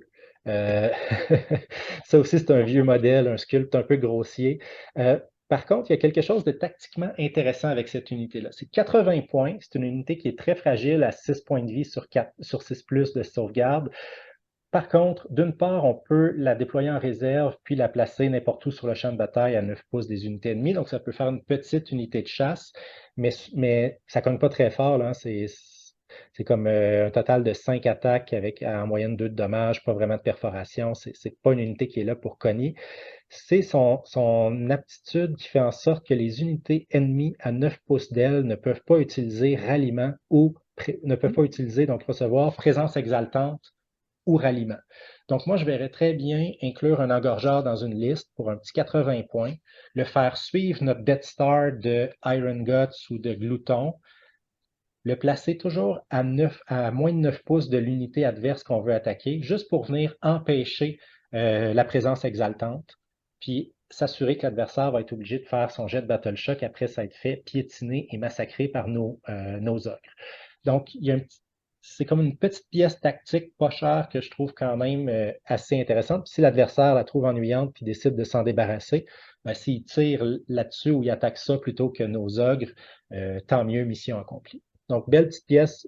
Et c'est une des qualités de ce Battle Tome-là. Chaque unité a un rôle défini. On voit que les développeurs de Games Workshop pensent les unités en fonction de rôles spécifiques. On sait que c'est un de leurs objectifs d'augmenter l'équilibre interne des Battle Tomes dans ces nouveaux Battle Tomes-là. Et vraiment, là, chez les ogres, je trouve que c'est une belle réussite. Chaque unité a une saveur particulière, un rôle particulier, puis même le I2 engorgeur a une stabilité qui justifierait de le jouer, selon moi. Excellent. On passe ensuite à une unité que je trouve vraiment jolie. J'aime le concept, là, c'est les crash-plombs. Ils se promènent avec des canons de l'Empire, puis c'est à la fois une arme de tir et une arme de mêlée pour eux. Ah oui, ça c'est splendide. Dans L'ogre a pris un canon humain, puis lui, il en a fait une carabine essentiellement. C'est vraiment splendide. L'unité est un petit peu modifiée par rapport au Battletome précédent. Donc, on est à 170 points pour 4 modèles, donc 170 points pour 16 points de vie. Donc, encore une fois, du point de vie pas trop cher, mais sur une sauvegarde à 5+. Donc, ils ont D3 tirs, 4 plus, 3 plus, moins 1, 1. Donc, c'est loin d'être impressionnant. Par contre, s'ils n'ont pas bougé, on est à 2 D3 tirs. Donc, en moyenne, 4 tirs par ogre plutôt que 2. Et auparavant, c'était D6. Donc, on voit que Games Workshop a enlevé un petit peu d'éléments d'aléatoire en allant à 2 D3 plutôt que D6. Donc, ça, c'est apprécié. Puis sinon, ben, ils peuvent encore en donner des coups de canon, mais c'est pas de perforation. Donc, c'est vraiment pas une unité de corps à corps. Donc, ça, c'est bien, mais ça veut dire aussi qu'en Unleash Hell, donc en déchaîner les enfers, ils sont à 2 des 3 tirs chacun. Par contre, c'est vraiment le 4 plus pour toucher qui leur fait très mal. Donc ça, c'est vraiment dommage de ce côté-là. La perforation, on se souvient, si on est en Undergut, c'est amélioré à 2 plutôt qu'à 1 pour le tir. Et si notre général est Godbusters, ils sont lignes. Donc, c'est une manière aussi d'aller chercher nos lignes dans une unité Undergut, dans une tribu Underguts, pardon. Donc, c'est une belle unité intéressante, mais je pense que pour les points, on va beaucoup, beaucoup mieux tirer avec notre Iron Blaster. Donc, je pense que dans une faction, en fait, ou plutôt une liste Underguts, on va en prendre 3, peut-être une unité de crash plomb pour venir combler nos battle lines, mais c'est vraiment le Iron Blaster qui est le clou du spectacle pour le tir chez les ogres. Ouais, puis c'est une pièce que tu trouves vraiment belle. Tu en as trois, je pense, sont peintes, mais ils étaient vraiment mauvais avant. Et là, ça vient de s'améliorer. Oui, j'adore l'idée des ogres qui se font un genre de char d'assaut, hein. Ils montent un canon sur une bête, puis ils s'en vont au combat avec ça. J'adore ce modèle-là pour une raison X, là. J'ai toujours trouvé ce modèle-là splendide. Comme tu l'as dit, j'en ai trois peints que je ne jouais pratiquement jamais et maintenant je vais pouvoir les jouer. Alors, on a deux tirs à 30 pouces de portée, 4 plus, 2 plus, moins 2, D3 plus 3.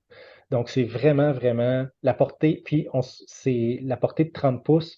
On peut additionner le 7 pouces de mouvement. Et comme ce sont des ogres et qu'ils ont faim, on est à 9 pouces. Donc, la portée effective sur le champ de bataille, c'est 39 pouces. Ça veut dire que, comme la table a 44 pouces de large, puis qu'on se déploie généralement à l'intérieur d'une zone de 11 pouces, il est impossible pour l'adversaire, ou pratiquement impossible, de se mettre hors de portée au tour 1 de nos canons. Donc ça, c'est vraiment bien. Donc ça va être vraiment bon pour aller peut-être sniper les héros ennemis ou juste pour pouvoir venir faire du dommage sur certaines grosses unités, gros marteaux ennemis. Le 4 plus pour toucher est un peu dommage. On va vouloir jouer le trait de commandement qui donne un +1 à la touche aux unités à la touche là, pour cibler les monstres et les héros si on en joue plusieurs Iron Blaster. Et les dégâts sont beaucoup plus fiables. Avant, on avait D6, maintenant on est à D3 plus 3. Donc on est sûr de faire entre 4 et 6 dégâts sur ces tirs-là en longue portée. Entre 4 et 6, ça donne des bonnes chances de sniper les petits héros ennemis, surtout si on a 2 ou 3 Iron Blaster. La perforation est à -2. En Undergut, ça passe à -3, donc excellente perforation. Mais ce qui est encore mieux, en fait, c'est le tir en courte portée. Où là, à 12 pouces, on a 10 tirs en 3 plus, 3 plus, -1, qui peut être -2, et 2 de dégâts. Donc, c'est énorme. Donc, vous imaginez si vous avez 3 ou 4 Iron Blaster, on forme une ligne où on va avoir 30 ou 40 tirs à 2 de dégâts chaque. Donc, ça fait une mitraille qui rappelle en fait le canon Feu d'enfer de l'Empire à Warhammer Fantasy Battle, qui a quelquefois décimé mes régiments de cavalerie bretoniens qui s'aventuraient trop proche de lui. J'en ai encore des cauchemars certaines nuits. Donc vraiment, c'est une belle unité là, qui est vraiment très, très, très forte, là, très, très forte pour le tir. À 170 points, je trouve qu'elle vaut vraiment la peine. C'est souvent les tireurs qui tirent bien sont fragiles. Là, on parle quand même d'une unité qui a 9 points de vie sur une sauvegarde à 4+. Même s'il lui reste juste un point de vie, elle tire aussi bien. C'est pas comme une unité de tireur où tu perds des archers à chaque fois que tu subis des dégâts. Donc vraiment, belle unité, on va la voir très jouée sur le champ de bataille. Ça, c'est assuré. Évidemment, les deux lignes de tir, hein, on ne peut pas faire les deux le même tour. On choisit soit les tirs en longue portée ou en courte portée. Mais pour l'adversaire qui s'en va les charger, premièrement, il faut que tu subisses un Unleash Shell. Puis après ça, il faut que tu t'assures de les passer parce qu'au tour suivant, ils vont être en courte portée. Donc, à 12 pouces, ils vont tirer, ils vont nettoyer ce qui les a chargés. Puis passer, comme tu le dis, 9 points de vie sur du 4+, c'est pas évident. Tu peux pas juste envoyer une petite unité de chasse pour les chercher.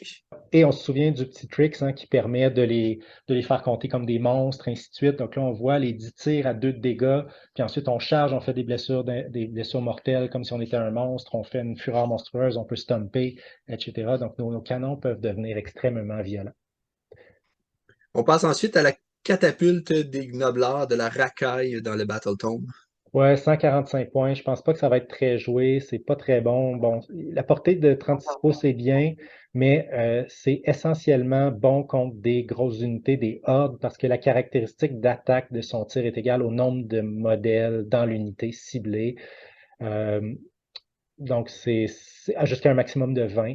Donc, dans un méta de horde, ça pourrait se défendre, mais dans un méthode actuel où il y a beaucoup de petites unités moins nombreuses, je pense que ça n'aura pas l'impact voulu pour les points. On est beaucoup mieux de jouer le Iron Blaster. Le Iron Blaster, même s'il est 35 points de plus, en fait 25 points de plus, est nettement supérieur. C'est incomparable. On passe au Gnoblar. Ça va servir essentiellement de cordon pour protéger tes grosses unités. Oui, puis c'est vraiment probablement une des meilleures unités écran du jeu. Je m'explique, c'est parce que d'une part, ils sont seulement à 100 points pour 20 modèles. Donc, c'est le point de vie le moins cher du jeu. Là. Il y a, je pense, une autre unité, je pense en Skaven, qui est au même ratio, si ma mémoire est bonne. Mais c'est vraiment, il n'y a pas de point de vie moins cher que ça sur le jeu. C'est des socles de 25 mm. Donc, on peut faire, si on les colle, on peut faire une ligne puis respecter la cohérence. Donc, on peut les mettre sur une seule ligne, donc couvrir large pour 100 points.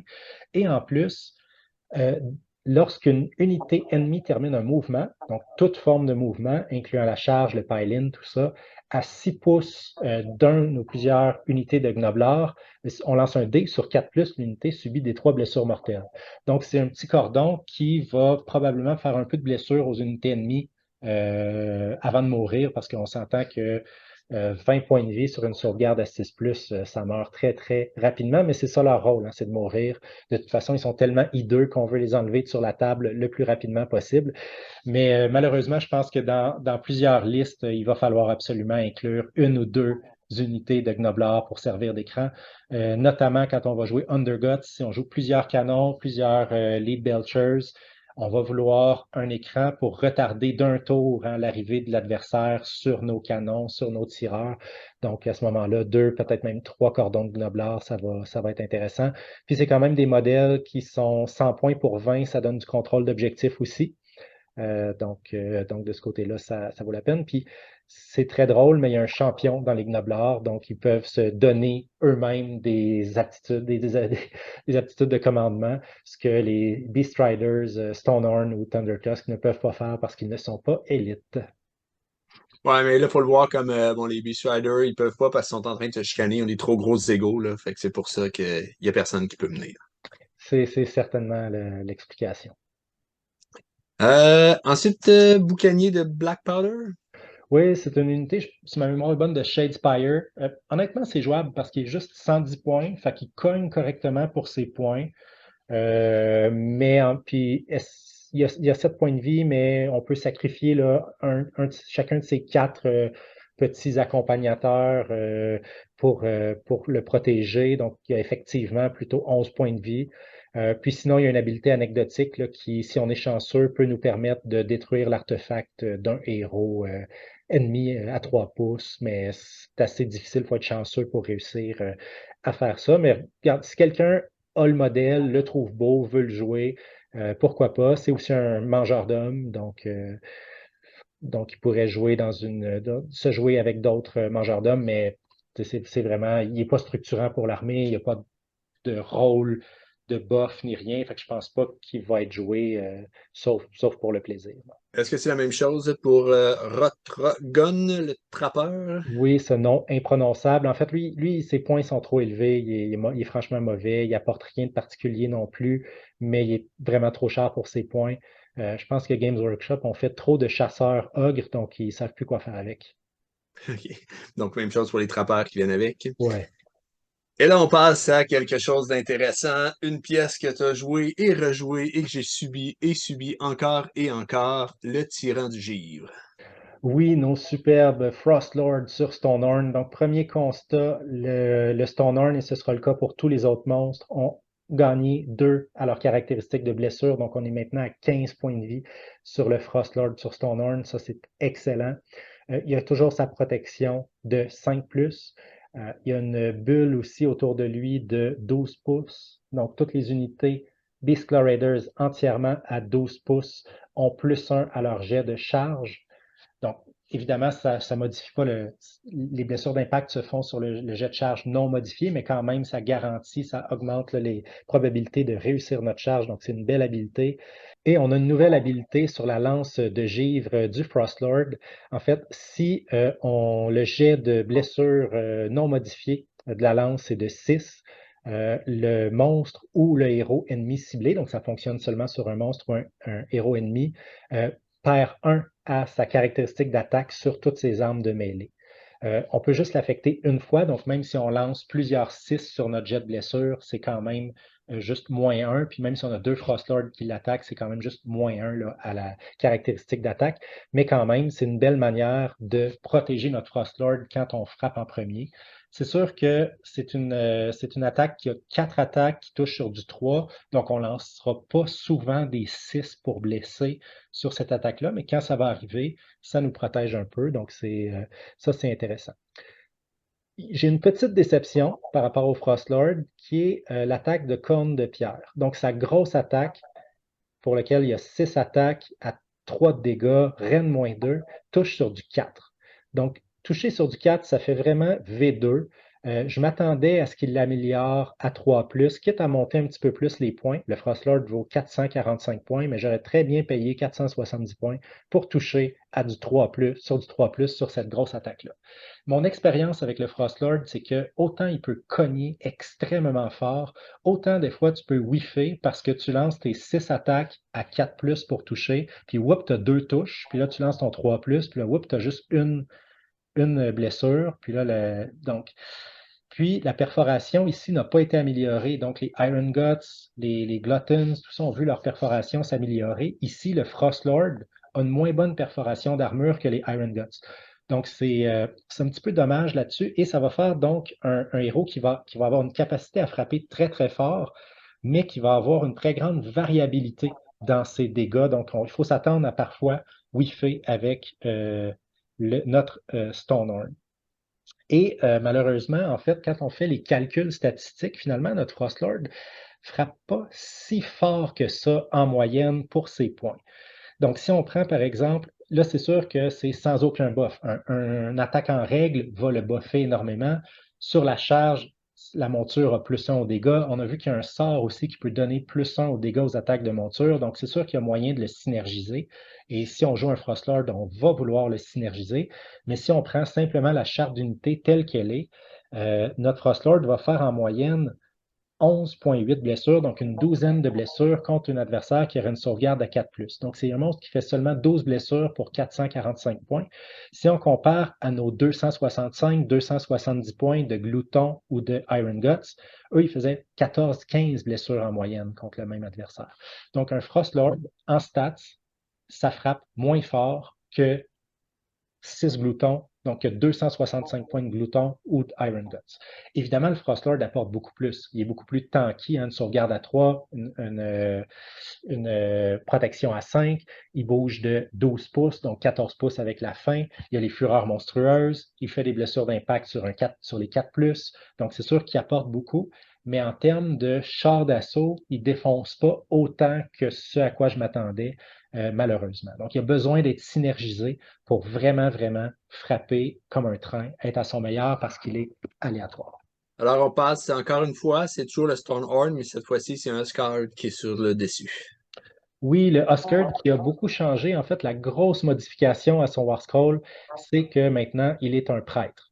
Donc, sinon, il y a les mêmes caractéristiques que le Frostlord, le Stonehorn du Frostlord qu'on vient de voir. Donc, les mêmes attaques. La seule différence, c'est que notre Huskard n'a pas les attaques de lance. Donc, comparé à un Frostlord, essentiellement, il n'a pas les 4 attaques à 3+, -1, 3. Donc, c'est la seule différence en termes de dégâts. Il a 1 point de vie de moins. Sa sauvegarde est à 4 plutôt qu'à 3, donc il est quand même moins tanky aussi.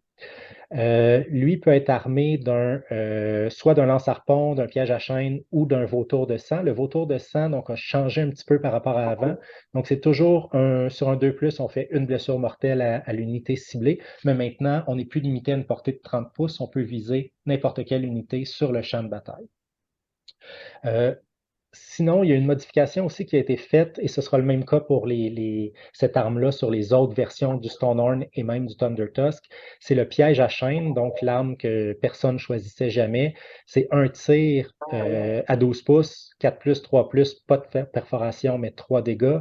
Mais surtout, si on cible et on touche un monstre, donc si on réussit notre jet 4+, pour toucher, on lance un dé, puis cette fois-ci sur 4+, le monstre est en quelque sorte enchaîné, donc le monstre ennemi ne pourra pas finir un mouvement plus loin de notre tireur, donc de notre Stonehorn, que là d'où il a commencé son mouvement. Donc finalement, on garde à porter le monstre ennemi, donc c'est une manière de venir réduire le jouet dans le mouvement du monstre adverse.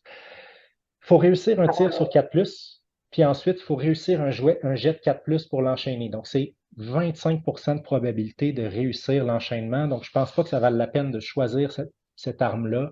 En plus, elle a une portée de 12 pouces. Donc, Je pense pas. Je pense que le vautour qui fait une blessure mortelle sur 2+, n'importe où sur le champ de bataille, est beaucoup plus fiable. C'est ça qu'on va choisir. Ce qui est particulièrement intéressant du Huskard, par contre, ça va être le fait qu'il est un prêtre et il a deux très bonnes prières, en fait, sur son War Scroll. Donc, les deux ont une valeur d'exaucement de 3, une portée de 18 pouces. On peut cibler un Beastclaw Raiders entièrement à 18 pouces. Le premier va guérir des 3 blessures. Donc, sur un Frostlord qu'on l'a vu, qui peut avoir 17 points de vie, sauvegarde à 3, ward à 5, c'est des points de vie de qualité. De pouvoir le guérir de D3, c'est très bon. Ça se combine bien aussi avec le Heroic Recovery. Donc, on peut se retrouver dans certaines situations à guérir de 2 D3 par phase de héros, notre Frostlord. C'est vraiment bon. Et l'autre, ça donne +1 au jet de blessure des attaques de notre unité. Donc là, on l'a vu, le Frostlord, je disais qu'il a besoin d'être synergisé pour vraiment cogner à son plein potentiel. Aller chercher un +1 au jet de blessure, ça vient justement avoir cet effet-là. Puis le Huskard peut très bien se donner la prière à lui-même puis se fidéliser lui-même ses attaques. C'est quand même un Stonehorn, il cogne assez bien aussi. Donc, le Huskard, depuis la disparition du bataillon Urbal dans l'ancien livre, parce que c'était finalement une taxe ou une unité obligatoire dans le bataillon qui faisait des blessures mortelles sur les 6-8. Depuis la disparition de ce bataillon-là, le Huskard n'avait plus vraiment de rôle dans l'armée. Donc, c'était comme un mauvais Frostlord. Donc, personne ne le jouait. Là, ici, il est 400 points, mais c'est un prêtre avec des bonnes prières. Donc, vraiment, je trouve, encore une fois, qu'ils ont réussi à lui trouver un rôle intéressant. C'est bien joué des développeurs. On a ensuite le Tyran de G, toujours le Frostlord, mais cette fois-ci sur le Thunder Tusk. Oui, ben en fait, on jouera jamais ça. Le Thunder Tusk n'a pas la protection à 5+. Il cogne beaucoup, beaucoup moins fort en combat. Donc, il y a pas vraiment. Il y a un tir, en fait, ce qui le caractérise, c'est un tir qui va pouvoir avoir une portée en fait de 18 pouces. Puis, on va lancer un nombre de dés là, égal à ce qui est indiqué sur la charte dégressive, donc généralement 12. Puis les 6 vont faire une blessure mortelle. Si l'unité a 10 modèles ou plus, c'est les 5+ qui vont faire une blessure mortelle. Et si l'unité adverse a 20 modèles ou plus, ça va être les 4+ qui vont pouvoir faire des blessures mortelles. Donc, ça reste des résultats, donc un tir qui n'est pas si impactant que ça. C'est quand même une unité qui coûte plus de 300 points. Donc, je pense pas qu'il va être très joué du tout. Je vois pas pourquoi on jouerait cette unité-là. Ils ont comme pas réussi à trouver un rôle au Thunder Tusk, je trouve. Là, c'est peut-être la petite déception dans ce livre-là.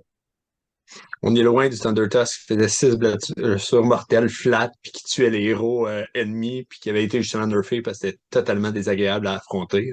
Ouais. La belle époque des Thunder Tusk. Ouais, la belle époque. Même chose pour le Oscar sur Thunder Tusk, même verdict. Oui, mais lui est un prêtre. Donc, si jamais on veut jouer un prêtre, puis on n'a pas les points pour entrer celui sur Stonehorn, on peut avoir sa version moins coûteuse sur Thunder Tusk. Elle est significativement moins coûteuse. Donc ça pourrait se défendre. Mais encore là, je pense que ça va être difficile pour le Huskard sur Thunder Tusk de justifier ses 300 quelques points dans une liste. Je pense qu'on le verra pas beaucoup. Il n'était pas beaucoup joué avant. Il va continuer à être pas beaucoup joué, malheureusement. On passe au monteur de Stonehorn. Oui, donc ici, exactement les mêmes caractéristiques que les autres Thunder Tusk, Stonehorn, pardon, donc je n'y reviens pas.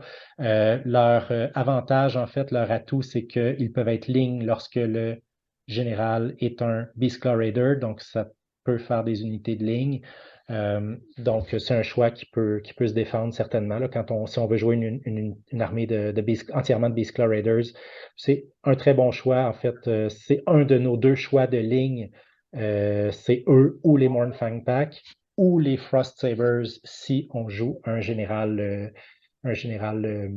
qui est un chasseur. Donc, pas grand-chose d'autre à dire sur cette unité-là, malheureusement.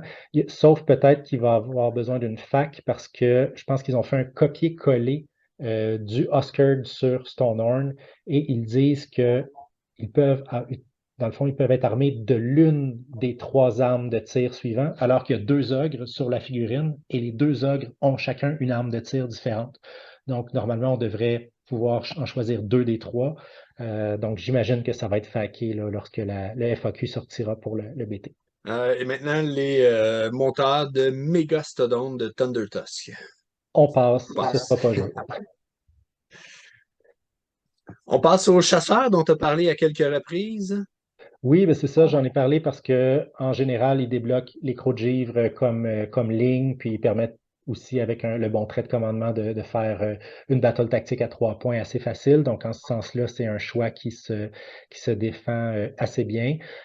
Sinon, donc, comme j'ai déjà dit, hein, qu'il amène avec lui en embuscade une unité de crocs de givre ou trois si on lui donne le fameux trait de commandement. Sinon, il a une aptitude de commandement qui fait que, en fait, qu'on utilise au début de la phase de charge, on cible une unité croc de givre amie et dans le fond, dans le jet de charge, on va pouvoir remplacer un des 2 dés du jet de charge par un 4. Donc, ça augmente la probabilité de réussir notre charge à 9 pouces là, quand on apparaît avec notre unité croc de givre. Bon, c'est original. Un 4, c'est pas automatique, hein. Il faut quand même qu'on ait au moins un de nos 2 dés qui est un 5 ou un 6 pour que transformer un autre dé en 4 nous assure d'avoir la charge à 9. Mais c'est correct. C'est une petite habilité intelligente. Sinon, on a aussi nos crocs de givre. Donc, petite modification par rapport à avant. Ils sont passés à 3 points de vie plutôt que 2, mais ils sont montés à 80 points pour 2 au lieu de 55 points. Donc, c'est une bonne augmentation.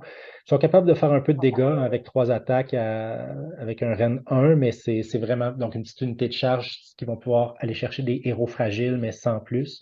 Et ils ne sont pas visibles tant qu'ils sont à couvert et elles, euh, elles ne prennent pas de jet de Battle Shock s'ils sont entièrement à 12 pouces d'un chasseur. Donc, des petites habiletés moyennement utiles. Leur rôle, ça va être principalement d'être des battle lines pas chers, de pouvoir être déployés en zone ennemie et de pouvoir faire facilement une battle tactique. On passe à la meute de Morne-Croc. Oui, qui n'ont pas reçu tout l'amour qu'ils méritent, je pense. No More Fun, c'est 175 points pour 2.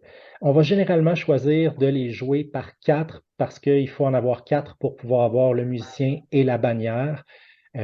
Donc, le musicien, lui, vient nous donner plus 1 au jet de charge, ce qui est quand même significatif. Euh, et la bannière vient nous donner plus 1 de bravoure. Donc, la bravoure passe à 8. Déjà, on remarque que leur bravoure est passée de 6 à 7 dans ce nouveau Battle Tome-là. Donc, à 8 de bravoure, ils ne vont jamais prendre de Battle Shock s'ils sont en combat. Même s'ils sont 4, tu en as 3 qui meurent, tu ne prends pas de jet de Battle Shock, tu es sûr de le réussir. Donc, ça, c'est bien. Une autre chose aussi, ils ont gagné du Ren. Donc, la perforation d'armure des ogres a été augmentée de 1 pour chacune des 2 options d'armes. Et les dégâts du Mournfang lui-même est passé de 1 à 2. Donc, avant, on était à 2 de dégâts sur les attaques du Mournfang seulement sur la charge. Maintenant, c'est en tout temps. Donc, la létalité de l'unité a quand même augmenté de manière significative. Et si on les joue par 4 aussi, on va faire les blessures mortelles sur la charge sur des 5 plutôt que sur du 6 Donc, ça vaut vraiment la peine d'aller chercher 350 points. Puis, quand même, à 350 points, on a 24 points de vie sur du 4 donc c'est quand même pas négligeable. Et quand on regarde les dégâts qu'ils sont capables de produire, c'est quand même ça se compare avantageusement au Stonehorn. Donc, si on les équipe, par exemple, avec la massue, là, donc les armes qui ont 3 attaques à 1 de perforation et 2 de dégâts, en moyenne, contre du 4 on va aller chercher 2 Mournfang vont faire 7,7 dégâts. Donc, c'est sûr que le champion a une attaque de plus, qu'on est à peu près à 14, 15 dégâts contre du 4 À titre de rappel, notre Frostlord sur Stonehorn faisait 11,8.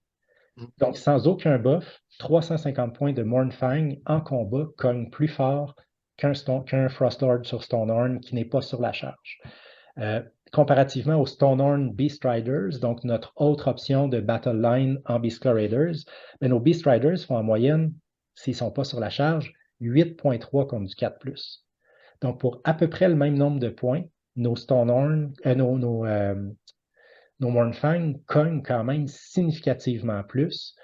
Ils ont presque le double de points de vie, mais ils n'ont pas la protection à 5 Donc, c'est vraiment un choix qui se défend. Ils sont aussi un petit peu plus lents, mais on a vu qu'on peut les jouer dans une sous-allégeance qui leur permet de donner pour ces charges. Donc, vraiment, c'est quand même un choix qui peut se défendre. Ils sont surprenants.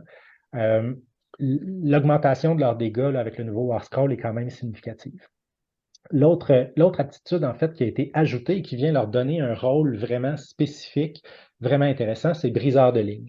Donc, d'abord, les tirs qui le ciblent vont avoir -1 au jet de blessure. Donc déjà, ils ont une certaine protection contre les tirs. Et en plus, si l'unité est la cible de l'habilité déchaîner les enfers, donc Unleash Hell, les tirs vont blesser sur des jets de blessures non modifiés de 6 seulement. Donc, essentiellement, un Unleash Hell contre des Mournfang, ça fait rien, à moins de pouvoir faire des blessures mortelles là, sur des 6, des jets de touche non modifiés ou quelque chose comme ça.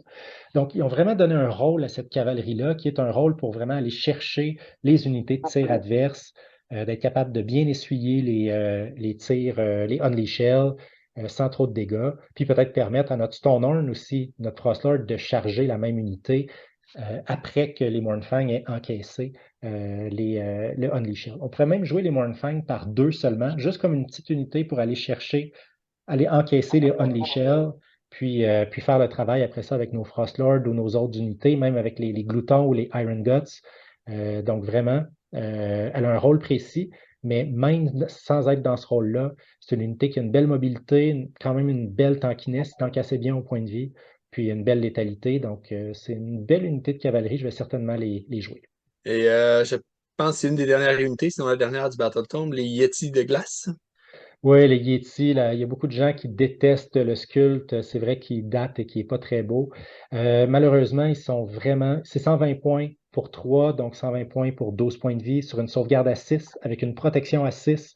Donc, c'est très, très fragile. Ils sont battle line si notre général est Thunder Tusk. On ne jouera jamais de général Thunder Tusk.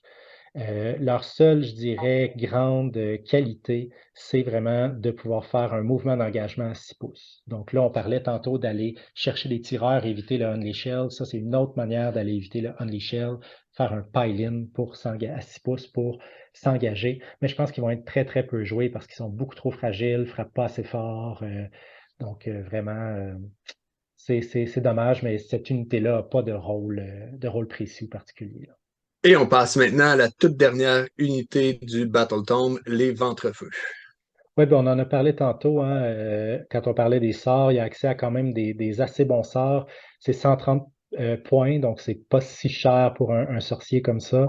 Euh, il y a une petite attaque de tir qui est quand même intéressante. En fait, la portée est courte, 8 pouces, mais le nombre d'attaques en fait, est égal au nombre de figurines dans l'unité choisie jusqu'à un maximum de 10. C'est quand même, on touche sur 2+, on blesse sur 3+, donc c'est un petit tir qui, contre certaines unités, ne sera pas anodin, mais en fait, on le joue principalement là, pour les sorts qu'on a vus tout à l'heure. Sinon, son sort de War Scroll est correct. Valeur de lancement de 5, portée de 3. Chaque unité à 3 pouces va subir des 3 blessures mortelles sur un 4+, et ça donne en plus une protection de 5+ à notre sorcier jusqu'à notre prochaine phase de héros. Mais je pense qu'on va régulièrement lancer peut-être les autres sorts un des autres sorts qu'on a vu tout à l'heure. Son inclusion se justifie tout à fait. Et on passe à la grande marmite. Avant, même des joueurs regards décidaient parfois de ne pas la mettre parce que ça nuisait plus que ça aidait, parce que ça avait occupé une portion de la zone de déploiement. Est-ce que c'est encore le cas? Malheureusement, oui, c'est le même War Scroll. Donc, nos bouchers qui sont à 1 pouce du chaudron ont +1 à leur jet de lancement. Donc, ça, c'est quand même bienvenu. Euh, En fait, pas seulement au jet de lancement de sort, mais aussi de dissipation et de conjuration. Donc, c'est en début de partie, surtout là, quand nos bouchers n'ont pas encore avancé, ça fidélise les sorts. On pourrait très bien voir aussi en Underguts, où on veut rester peut-être un petit peu plus reculé longtemps avec nos canons, le temps de tirer, tout ça. Notre boucher va bénéficier de ce bonus-là un peu plus longtemps aussi en cours de partie.